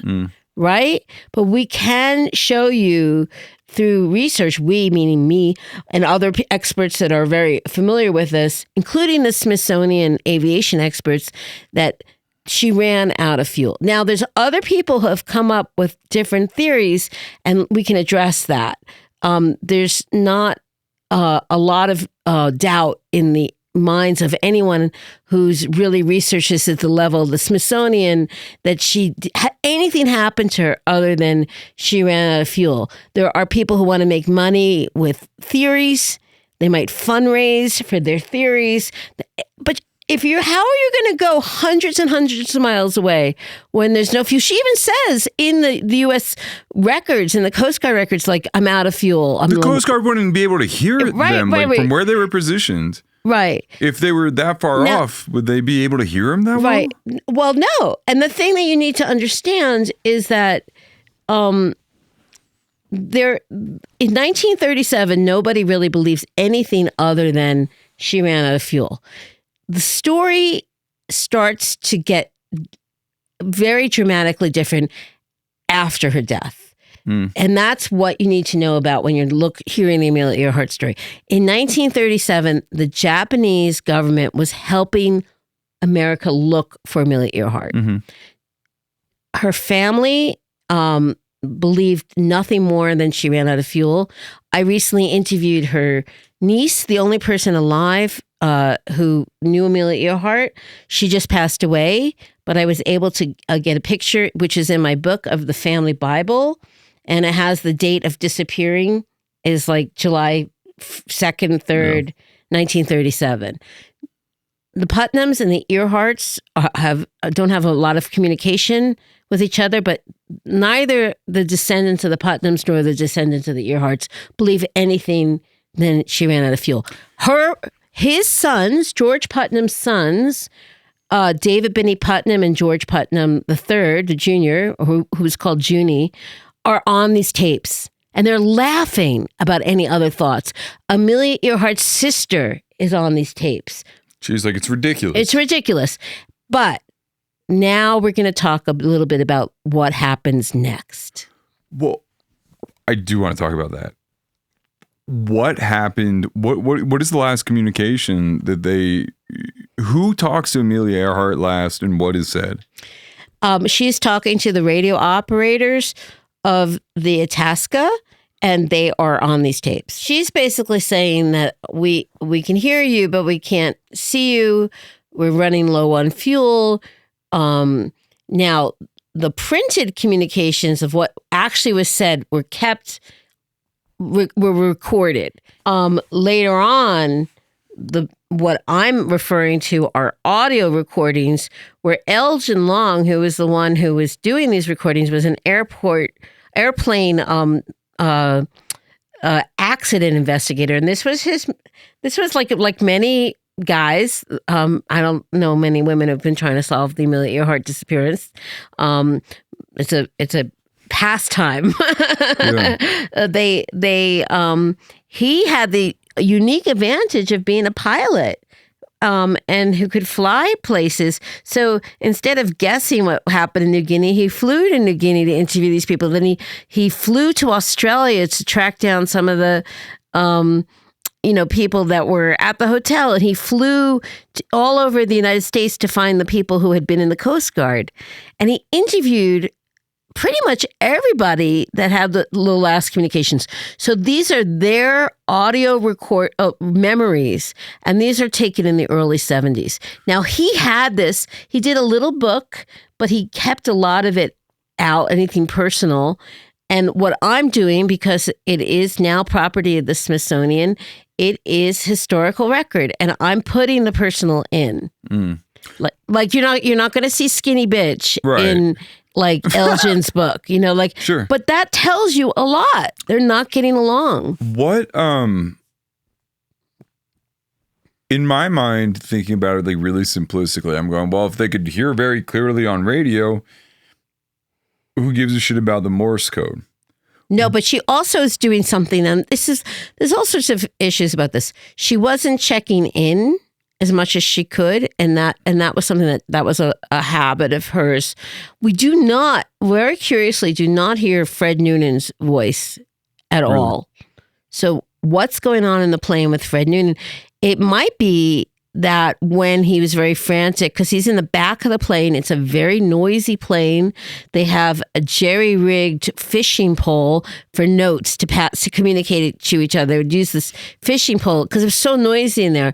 It's a very small pilot space, but there was room for the navigator to crawl up front if he had to look out the window. He might at this point just been like looking out the window and moved up from the back. We don't know. But we do not hear Fred Noonan's voice. He's not mentioned in any of the last communications. What was going on with him? I'm not, a film director could make it up, but I'm not making it up. What would the advantage of Morse code be? Like, I remember when I was again, listening to your book, there was some dude who was involved in the communication either from the cutter or the island, and he kept saying if she had just gone da for and held that button down for a long ass time, we could have locked on to exactly. I don't understand that part. What does it mean? They're not communicating, or Amelia is not communicating. Fred, if Harry Manning, who was on the first flight the other way around, had been on the plane, he would have been able to take over the radio communications and just communicate. But they're very frustrated on their end. We're not hearing from her. There is another thing called a loop antenna. It might have been broken. There might have been some problems on the island itself. There was another radio receiver that might have had some Coast Guard problems. Mm-hmm. But there was a lot of fail safes.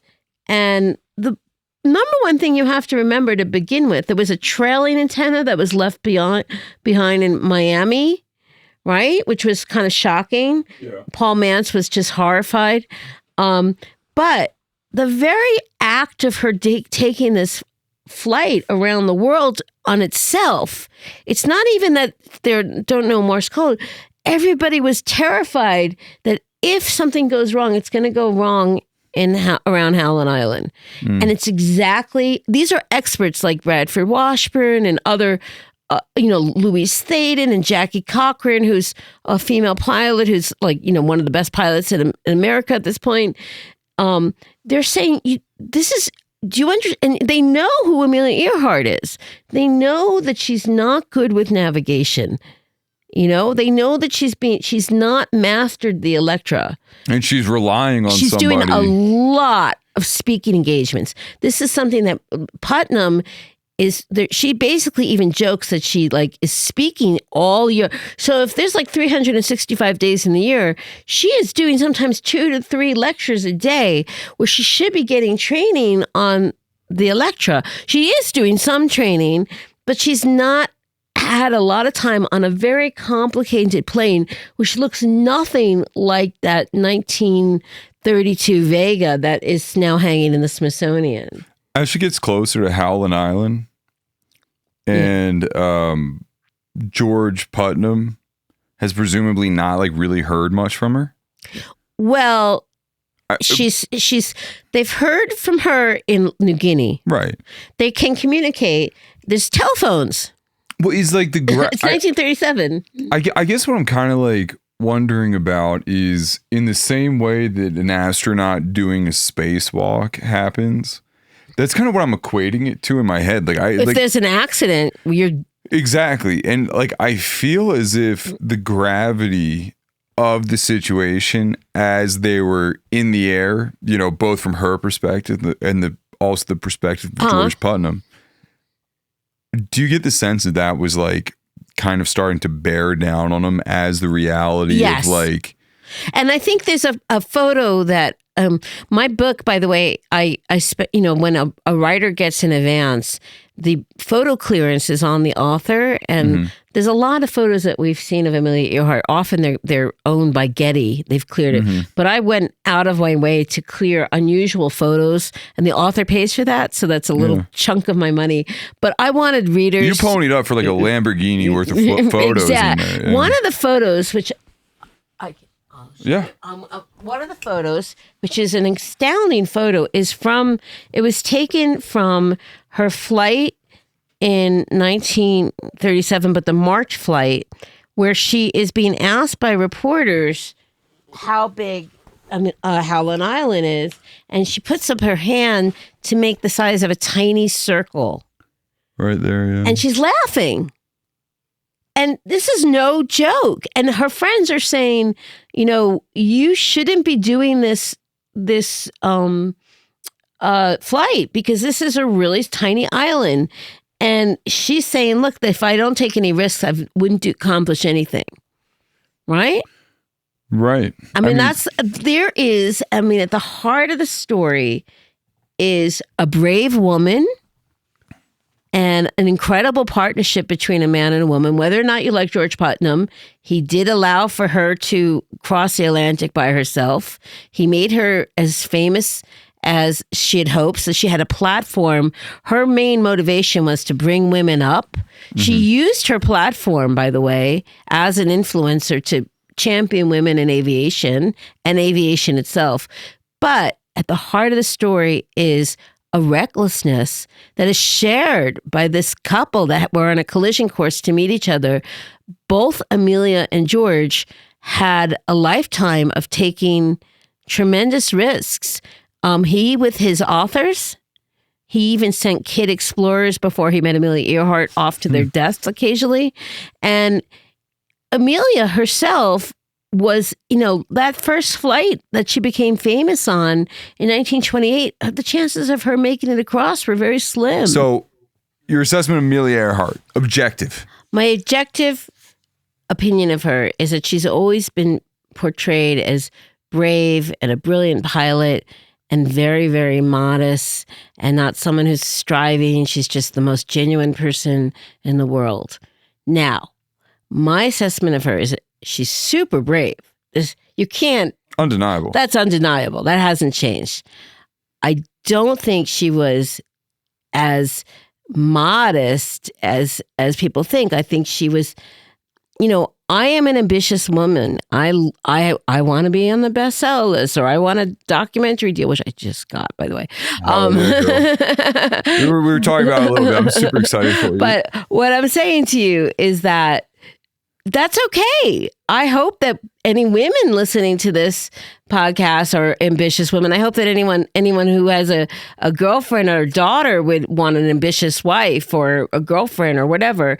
But she is not allowed to be ambitious in the American public. She's allowed to only be someone that things happen for her and her bravery gets her through. But what you see through looking through archives and listening to tapes is that she wanted fame. She also wanted money. She'd grown up with some wealth through her grandparents, but also poverty through her parents. She'd experienced being broke. And when she meets George Putnam, she's a social worker. She's making very little money. And she has desires, material desires.